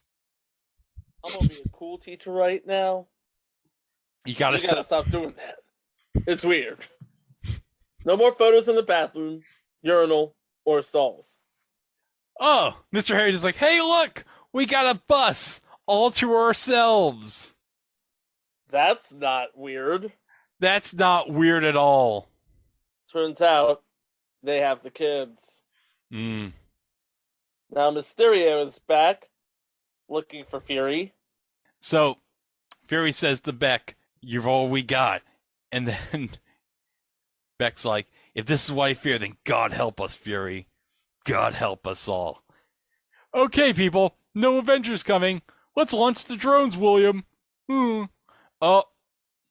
Drones are entering the atmosphere. Weapons hot. And Edith? Yes, Quentin? Show me my loose ends. Once the show's going, execute the kill order on my command. Start the show. MJ's like, "I don't like this. There's something fishy." And Ned's like, "Well, you're an FOS now. Friend of Spider-Man. And you have to just stay calm." Oh, thunder. Uh-oh. Oh, no. The driver's like... The driver's like, "Kids are the kill zone." And Beck's like, "Great work, Gutterman." And he's just putting on his hat like, "Yup, I'm gonna kill some kids. I'm very proud of myself as this fake wind's flying all over my face. I'm killing a bunch of snot-nosed brats." Meanwhile, Happy calls Nick and is like, "I'm over at Mr. Stork's. I'm going through his belongings. There's a surfboard he left behind." Nick Fury's like, "What? No, what?" There's a surfboard. People said they didn't think Nick Fury was a surfer, but I said appearances could be deceiving. And Fury's like, "It's not mine. Don't ever call this number again, Hogan." Boom. Dorset And now Coast. we're here at the Dorset coast of the UK, the White Cliffs of Dover. There'll be bluebirds over that soon.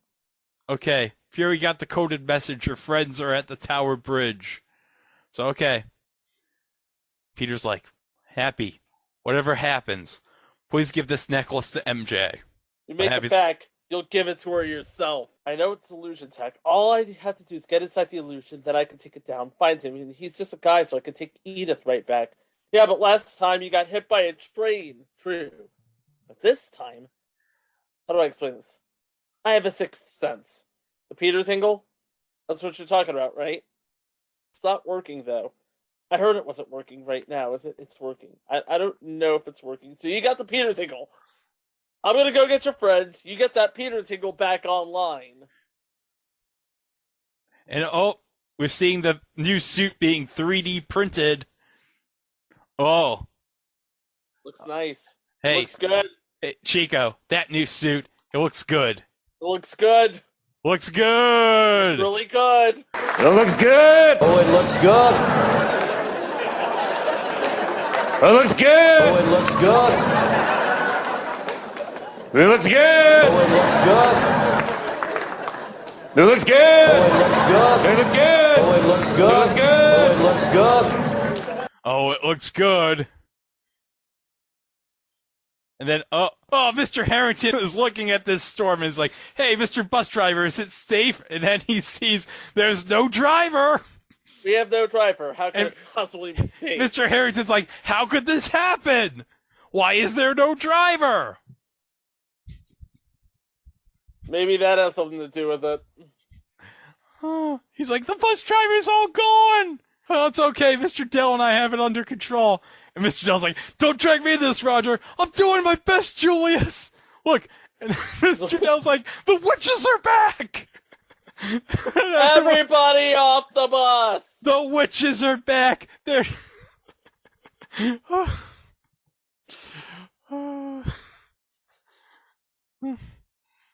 Hey, we're going to kill people.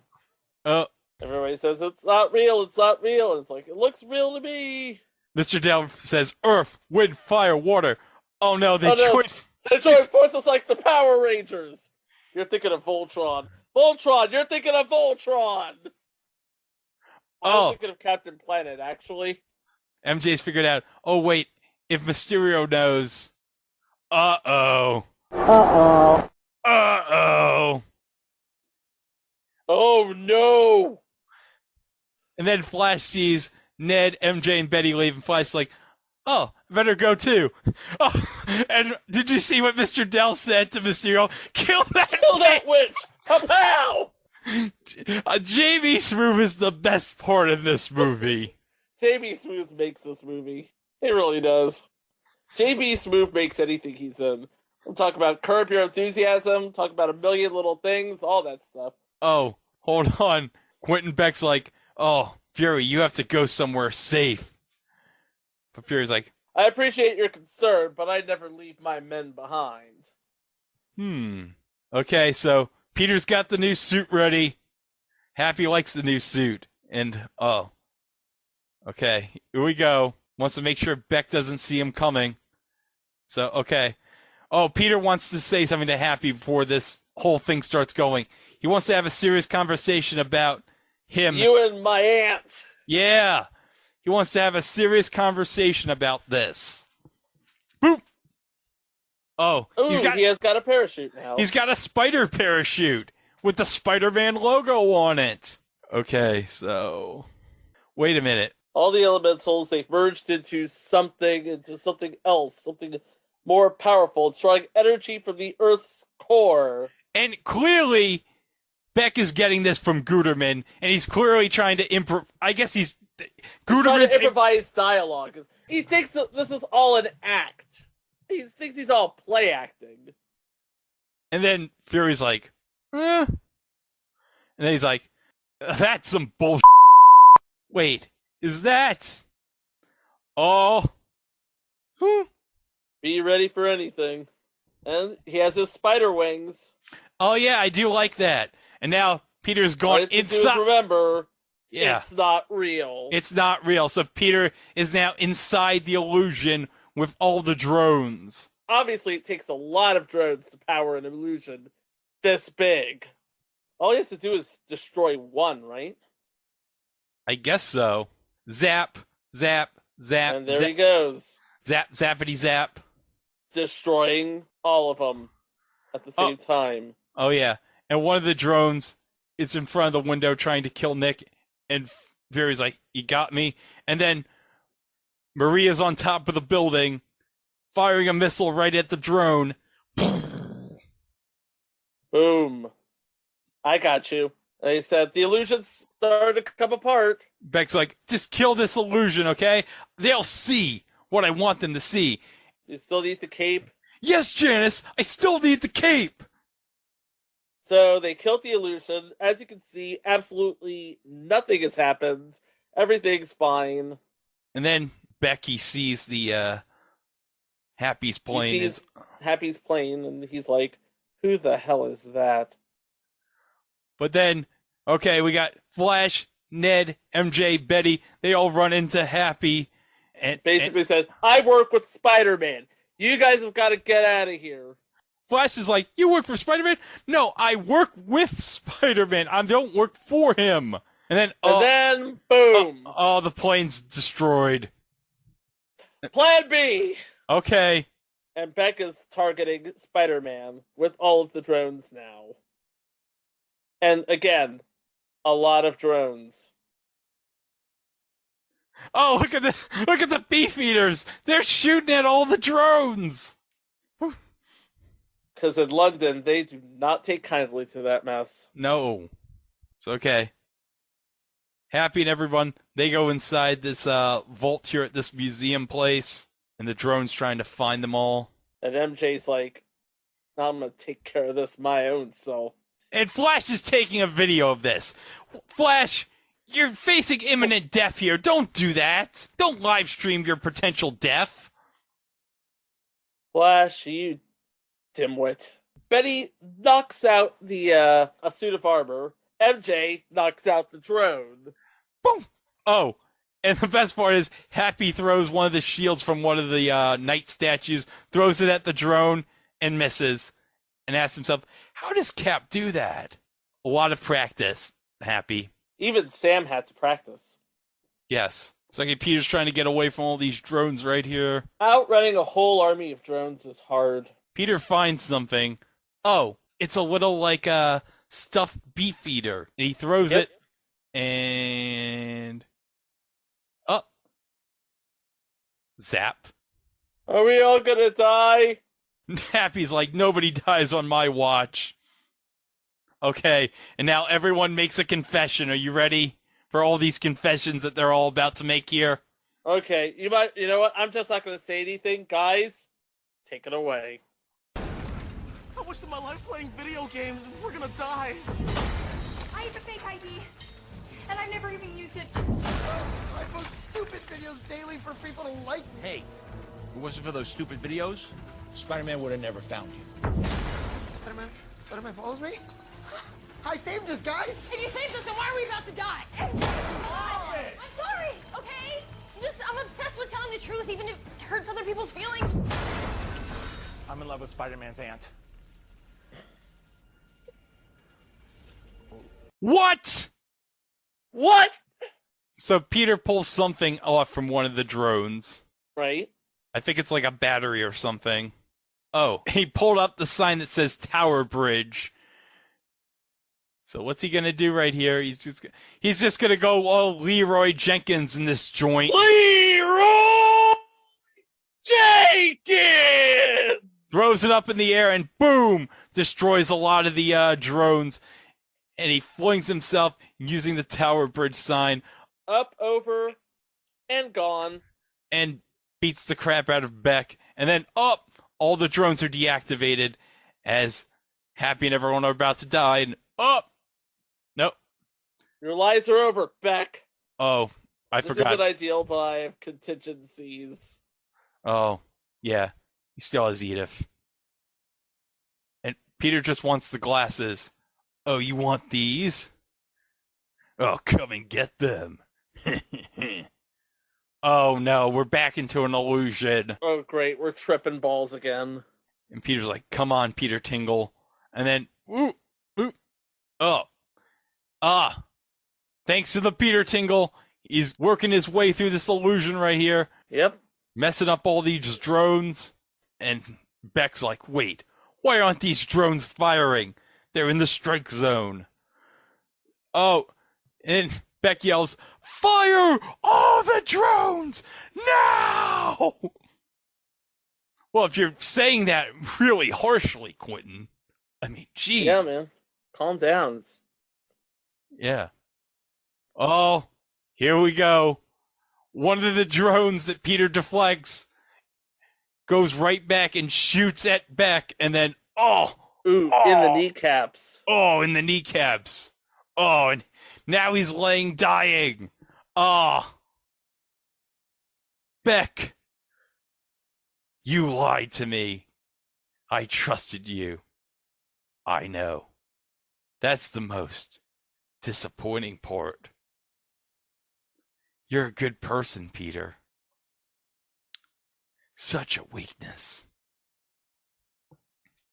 Stark was right. You do deserve them. Boom! It was an illusion. And guess what? Oh. Yeah. Peter grabs the real Quentin Beck's hand and is like, you can't trick me. Trick me anymore. Well, takes the glasses off and then orders Edith to turn off all the drones. And I'm guessing the gunshot kind of like, as Peter held the arm, like ended up shooting him for some reason. Maybe. How would the physics of that be possible? No idea. But in any case, Quentin Beck is dead. We think he's dead. We think. Yeah. Oh, meanwhile, okay. We still have to sell this situation here with Happy and everybody.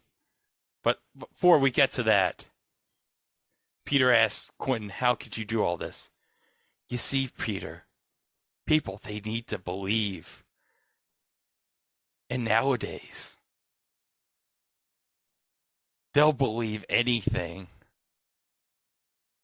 If that doesn't sound ominous, I don't know what does. And now he's dead. Is this real? And then Edith tells Peter, All illusions are down. This is pretty real. And then, yeah, he's dead. Oh, wait. Hold on a second. We see William with something with his phone that says downloading. Gee. I wonder what he's downloading. But okay. Everything's all safe with Happy and everybody. MJ's running off. MJ has to find Peter. She finds Peter. On the bridge. Everyone's fine. Everything's all good. It was just the drones. They were following them, and MJ says they just stopped. Was that all because of you? Yep. And Peter's like, yeah, well.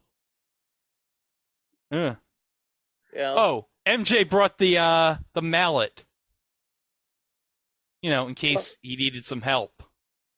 That's nice. That's nice. She's nice. Oh, the sweaty guy in the tower. He works for you or something. He gave me. Oh no, the necklace is broken. Oh no, that's not good. Oh. And Peter tries to tell MJ, I had this plan, and oh, she kissed him. She kissed Peter. Oh, MJ has a confession to make. She wasn't just watching him because he thought he was Spider-Man. Oh. Ooh. Well, that's good. Oh. And then she figures, oh, Black Dahlia, like the murder. Like the murder. Yep. Like the murder. Oh. But MJ's like, I like this broken. Oh, that's good. Because I don't know how to fix it. Yeah. And they both like each other, and then, oh, little smooch. Just a little. And then, ooh! Oh! Oh! Yeah. Okay. So should probably get back to class now. Yeah. Okay. So Happy's like, oh, no, May, you're right. He's great. He's strong. And I'm glad he stayed too. Oh. So now Nick Fury and Maria Hill go to Happy, and Happy's like, I'm glad you're alive and the coded messages worked. Well, appearances can be deceiving. I'm surprised you didn't just wink in the camera. But it worked. And Fury says that he had only because he had serious doubts about Beck in the beginning. Well, that's not true. He had zero doubts, according to Maria. Okay, so where's Parker? He's with a girl. Fury needs to speak with him. And He'll call you. What? Okay, well, he better, or it's Happy's ass. And Fury says to Happy, don't even think about ghosting me, because I'll be watching you. So everybody's back to New York. They arrive at the Newark. That doesn't look like Newark Liberty. I flew through Newark Liberty. I've been to Newark. It does not look like that. No, Newark is a trash dump. Maybe this is in the alternate universe post-snap where they decided, oh, let's just make everything all nice. Now, there's one place I stop every time I fly into Newark. Dick Clark's American Bandstand Cafe. I don't see that any damn place here. Maybe this is the effects of the infrastructure bill already. Because this is like, what, 2023, 2024?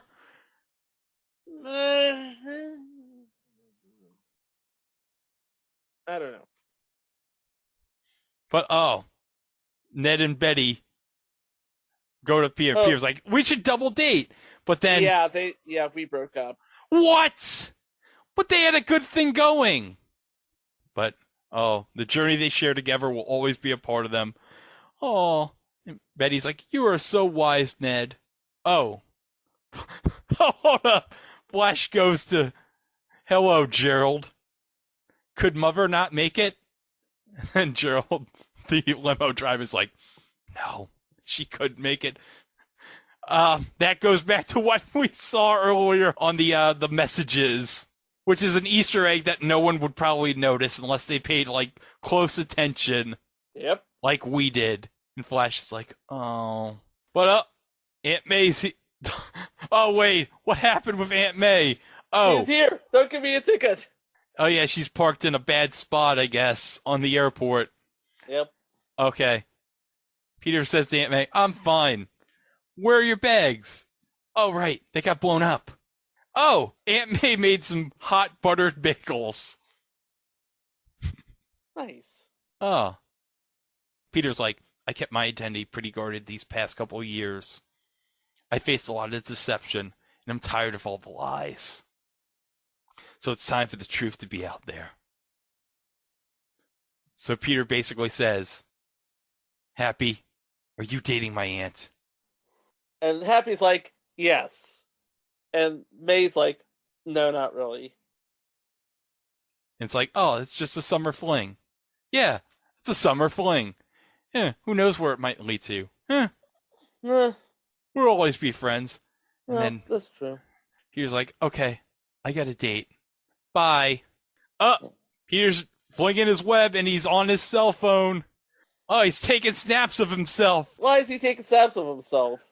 I don't know. Maybe he has an Instagram page, Spider-Man. I don't know. Maybe he's working on getting a job. Maybe. You know, a job? A job. Oh, a job. A job. Don't text and swing. Because next thing you know, you're going to get hit by a bus. Well, he's already been hit by a train, so... True. Okay, so Peter arrives at East 41st Street and finds MJ. Apologizes for being late. And then asks MJ, are you ready? Oh! Peter and MJ are swinging on the web! Oh, that Peter Parker's a real swinger. Oh, this is so great. Yep. You'll love to see it. Yep. And, credits, but hold on a second, Chico. Of course, we all know we're not done yet. But what I love, Chico, about these credits here is we got the Go-Go's Vacation playing right here. I don't know what you'd call this style right here. What would you call it? Stop motion animation. Okay, stop motion. And I love that there's a newspaper headline with Night Monkey? Night Monkey? Question mark? And we've got all the sights we've seen throughout the movie and everything. It's all nice and everything. We got pictures of all the cast. A Marvel Studios production. Spider-Man Far From Home. Well, Chico, I'm sure this has been so great. Wait, what? Oh, wait. There's more. Huh? Is there more? Huh. So Peter and MJ, they stop. They're right in front of Madison Square Garden. MJ's like, okay, I'm never doing this web swinging again, okay? Never doing that again. And Peter's like, I better bounce. So Peter's about to bounce. And then, wait, hold on a second. Uh-oh. What's Pat Kiernan doing there? Wait, Pat Kiernan? What's he doing in the impact zone, Chico? Oh, wait, that's Madison Square Garden. Oh, God, Greg. Oh, we got breaking news from Pat. Revelations about the attack in London. An anonymous source provided this video, and it shows Quentin Beck, a.k.a. Mysterio, moments before his death. A warning, you may find this video disturbing. Oh, wait a second here. All right, Chico, describe what you're seeing right here. Okay, so we have footage of the Mysterio hologram dying. We have drones firing on Mysterio, it looks like. And then there's a bunch of explosions. Yes. And according to Pat, this video was released earlier today on the controversial news site. Wait a minute. The DailyBugle.net. Wait a second, Chico! Oh my God! It's J. Jonah Jameson saying that Spider-Man was responsible for the murder of Mysterio, an interdimensional warrior who gave his life to protect our planet, and will no doubt go down in history as the greatest superhero of all time. But that's not all, folks. Here's the real blockbuster. Breaks yourselves. Spider-Man's real name is Peter Parker. What the fuck? Uh-oh. But I really do love that they brought back J.K. Simmons for this cameo at the mid-credit scene. Oh, yeah. When I saw this the first time in the theater, I didn't know this was coming. I literally popped as soon as I saw J.K. Simmons in the theater. I literally squealed when I saw him. That was such a great moment. But so now everyone knows that Spider-Man is Peter Parker. But we're not done yet. Oh, we're not done yet. Oh, yeah, that's right. Because I remember, I want to say, now over vacation, I saw Captain America, the Winter Soldier, where Nick Fury was assumably murdered. Yeah. So why is Nick Fury in this movie when Nick Fury's been murdered? Oh, that's right. He was murdered. Well, okay, here we go. We have Nick and Maria in the car. Oh, wait. They're Skrulls. They're Skrulls. And guess who's in the car pretending to be Nick Fury? It's Talos from Captain Marvel. They basically said, the little boy handled it. We helped.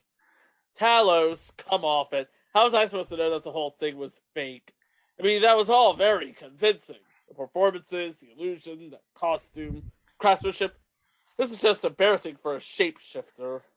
So Talos calls Nick Fury. He's like, hey, the glasses to Parker about a week ago, like you said, we gave them to him. It was very touching, and it was really quite touching. And shortly after that, it really went kind of off the rails. And so, Nick, we need you to come back because everyone keeps asking me where the Avengers are, and I don't know what to say. So you're lucky that Spider-Man went, and we cut back to Nick, and we assume he's on a beach somewhere. It looks like a pretty fake-looking beach. Yeah, this is the fakest-looking beach ever, and it's not a beach. It's not a beach at all. Nick's getting off the chair here, and he's like, everybody back to work! And we find out, he's on a giant spaceship filled with Skrulls. And he asks, who has my shoes? And that's your movie. Yep. And it's of course, it's dedicated to both Stan Lee and Steve Ditko. Yes. Sony, Columbia Pictures logo. That's it. That's your movie. And here's the thing about Spider-Man Far From Home. It was the first Spider-Man film to gross $1 billion worldwide. And this was against an initial budget of $160 million. So, not very expensive for a Spider-Man film or for an MCU film. But the return was incredible. Yes. The return was absolutely nuts. And of course, the end of that film paved the way for No Way Home, which is coming out in just a few weeks' time.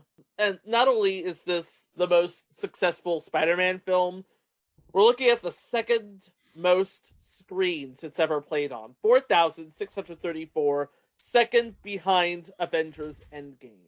So there you go. And even as successful as that is, it's still, like, from a critical standpoint, it was sort of meh. But the audiences loved it. Oh, yeah. Audiences loved it. Owen Gleiberman says, by the end, this Spider-Man really does find his tingle, coming after Into the Spider-Verse, with its swirling psychedelic imagery and identity games and trapdoors of perception. Spider-Man Far From Home touches all the bases of a conventional Marvel movie. It doesn't take you out of this world, but it's good enough to summon the kick, or maybe just the illusion of consequence. But Chico, we had one situation following the release of this movie, which for a couple of months in 2019 was maybe the biggest, like, oh my God, what are we going to do now? Oh, we were all... Where do we go from here? Where do we go from here? Because this movie sets up a cliffhanger. Yep. And then for a brief period right after this movie came out, Sony and Marvel Studios, now remember, their partnership was, in the beginning, just for 2 MCU movies and 1 appearance in Infinity War and Endgame. So that contract's all done and everything. And now, Sony figures, you know what? We don't need you anymore, Marvel. we can just do it ourselves, and we can finally, with the success of Venom, we can now finally do our own thing with Spider-Man. So, see ya. And basically, with the success of this movie and everything it teased with the cliffhanger, left fans kind of like upset because it's like, okay, we have Spider-Man in this cliffhanger here, and now we can't acknowledge everything that has happened to Spider-Man now in the MCU. We can't reference everything with all the other characters in the MCU. So it's just going to be the Spider-Man character with all the other Marvel characters that Sony has the rights to. So how would this possibly make any sense given what we've seen so far in Peter Parker's journey? Like, it doesn't even go through all of the references made in passing.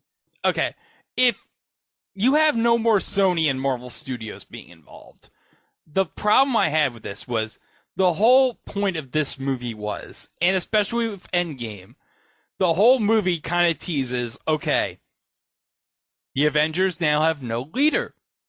The Avengers are without a leader, and frankly, they're without a focus, too, because if you remember, one of the questions raised in this movie was, what's the deal with the Avengers?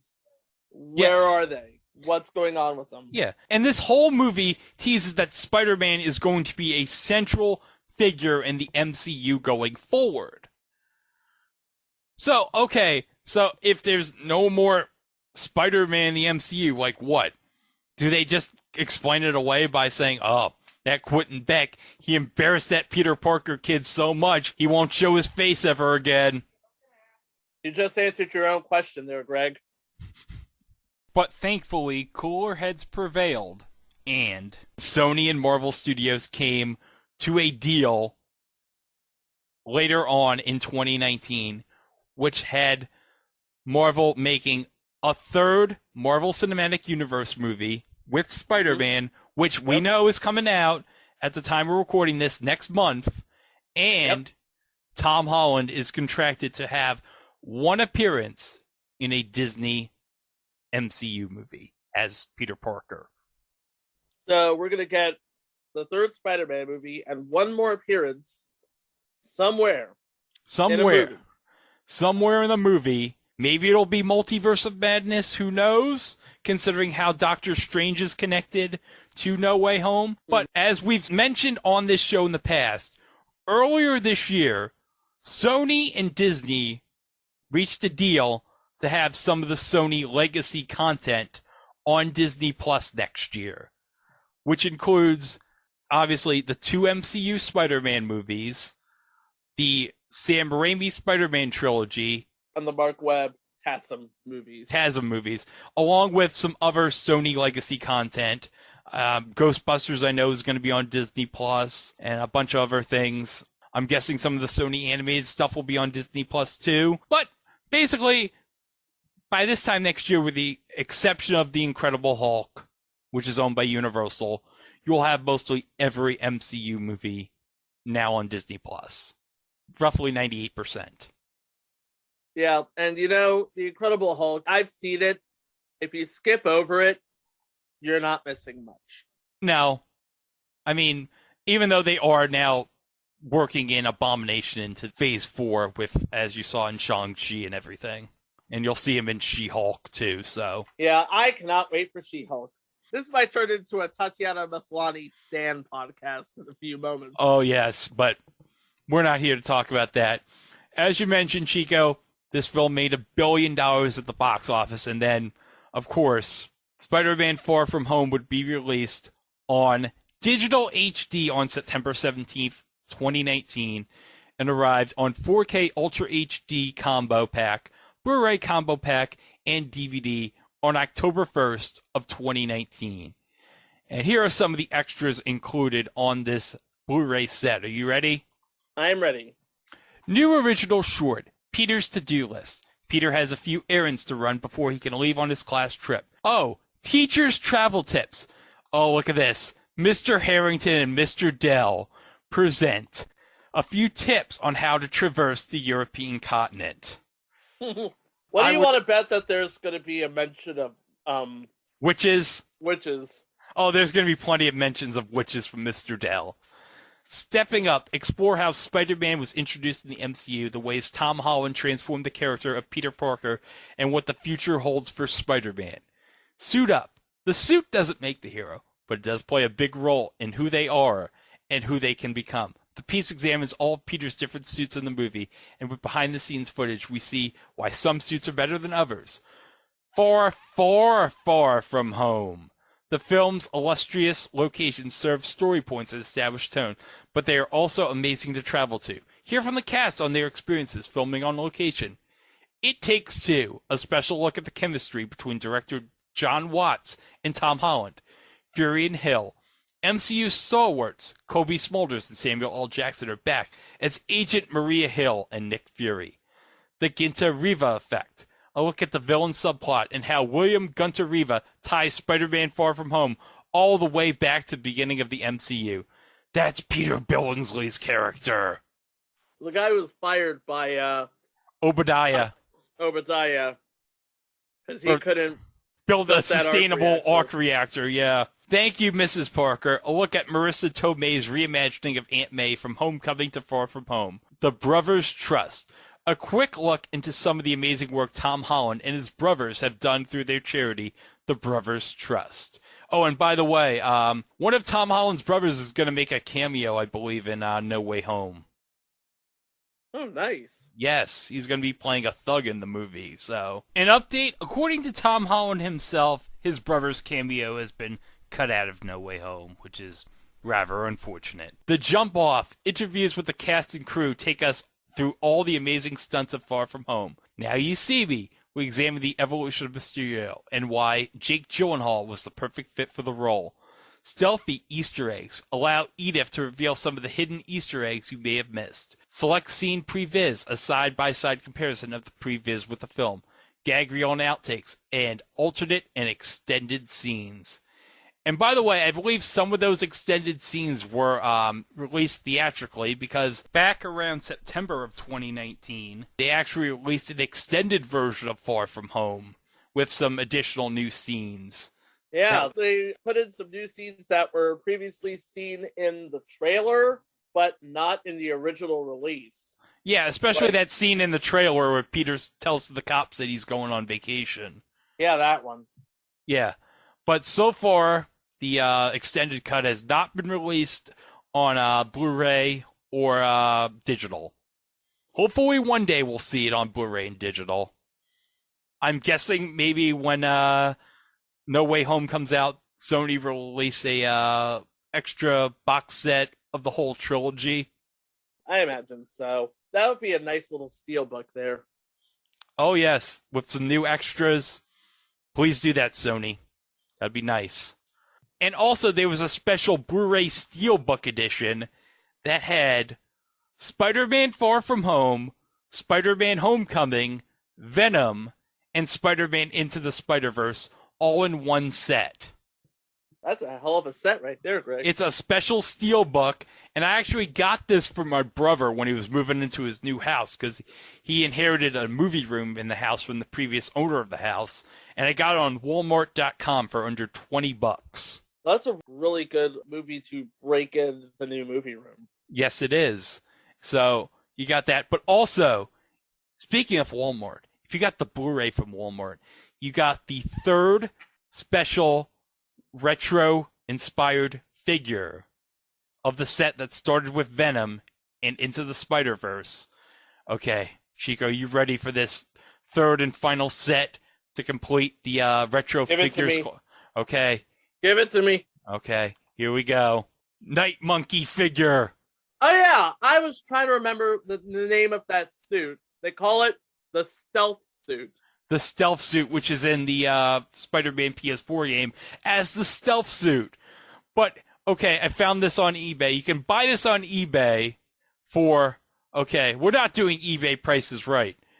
Wait a minute, I have an idea. Hey, Mike. Hey, Mike. Yeah. Before we get into this, we have something special we want to do with you here. Okay. You're on Into the Spidey Movieverse right now.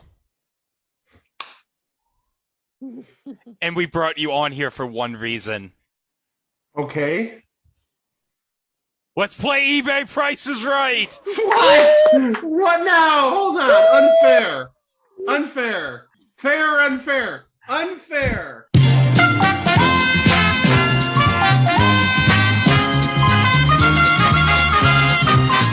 Reason we invited you on here, Mike, for this special edition of eBay Price is Right on the final episode of Into the Spidey Movieverse is, Mike, you're going to play clock game style, and you're bidding on a special retro-style figurine that came with the Walmart version of the Spider-Man Far From Home Blu-ray set, and I'm sending it to you in the Facebook chat right now. That is the figure for the stealth suit, or as Greg and I call it, the Night Monkey suit. The Night Monkey suit. Okay. Oh, that's a suction cup. Okay, I was wondering what that empty void was in the top right-hand corner. Yeah, you could replace Okay. the hand also if you want on this figure too. Okay. Okay. Well, if they could, I wish they could develop something where you could replace a leg like that. But you're bidding on this clock game style, and Chico, do you have the clock ready? I have the clock ready. Okay, Mike, the clock will store it. Okay, you have a question. May I ask a question first? Yeah, yes. Okay. When was this commercially released? 2 years ago. Oh, okay. Do you have any sort of numbers in terms of how many were made? No numbers on how many were made. Okay. This was packaged with the Walmart release, so. Okay. All right. I'm all set. Okay. Clock will start when you give your first bid. $20. Lower. $10. Higher. $15. Higher. $19.99. Lower. $17.99. Lower. $16.99. Lower. $15.99. Higher. $16.49. Lower. $16.25. Lower. $16.10. Lower. 16. Got it. Stop the clock. $16. You have 3 seconds left. That is the closest we've ever come on a clock game style eBay Price is Right. And it wasn't even on the regular show. $100? Wow, what was I thinking? Well, that's why I asked how rare it was. Okay, 16 doesn't seem so bad. No. Okay. Well, I've spent more on less. you've spent more on less. That's your line. I've spent more on less. Okay, but Mike, do you want to read this at the bottom right here? This is so ridiculous. Okay, you're talking about the Night Monkey description? The Night Monkey description, read it. Okay. Not much is known about Night Monkey after recently popping up on the scene where he teamed up with Nick Fury. Night Monkey aids team leader Mysterio in the hunt of elementals while protecting the world from the damage they bring. Equipped with a utility belt, grappling device, and high-tech spectacles, he has enhanced vision, infrared, and pop-up shades. Doesn't that look awesome? Oh, Whammy wants to say something. Hey, Whammy, I'm glad you're here. What do you want to say about Spider-Man in that suit? Not impressed. Oh, really? No. You remember how I was dressed as Night Monkey a couple of years ago for Halloween? You impressed with that? Guess What not. the are you hanging around with, Mike? Well, Whammy, would you like to dress up like Spider-Man in one of your skits on your show? I can start to do that right now. Watch. Whee! Oh, Whammy. Flying Oh. through the air. Oh, well, we'll see you next time, Whammy. Well, the Night Monkey. He has his own figure. And I got this set from Walmart as a Christmas present, so I actually have the figure mint on card. Nice. I don't know if I'll ever take it out of the packaging, but it's hilarious. I don't want to lose it because of just the back and that thing for Night Monkey. That's hilarious. Right. That makes perfect sense there. Yeah. So, okay. Spider-Man Far From Home. Any final thoughts? It sort of everyone likes to say that Endgame is sort of the defining, or Infinity War is sort of like the defining point. But if you think about it, Spider-Man Far From Home is basically where everything can be measured in before and after. Because you have the Infinity Saga, obviously, and Spider-Man Far From Home is the last chapter in the Infinity Saga. But it sets up the sort of multiverse saga with Phase 4. We've seen all of the TV shows and all of the movies and how everything ties into everything else. We've seen Black Widow tying into Hawkeye and Falcon and the Winter Soldier. And we see Loki tie into pretty much everything. Yeah, especially Fantastic Four whenever that comes around in Ant-Man and the Wasp: Quantumania. So you're basically seeing the steps being taken to establish that we're dealing with a gigantic multiverse now. And like they said in the trailer for No Way Home, a threat to one universe crossing into ours is ultimately going to spell a threat to all of the universes. But that's another story. So, Chico, we've reached the end of this run of the series.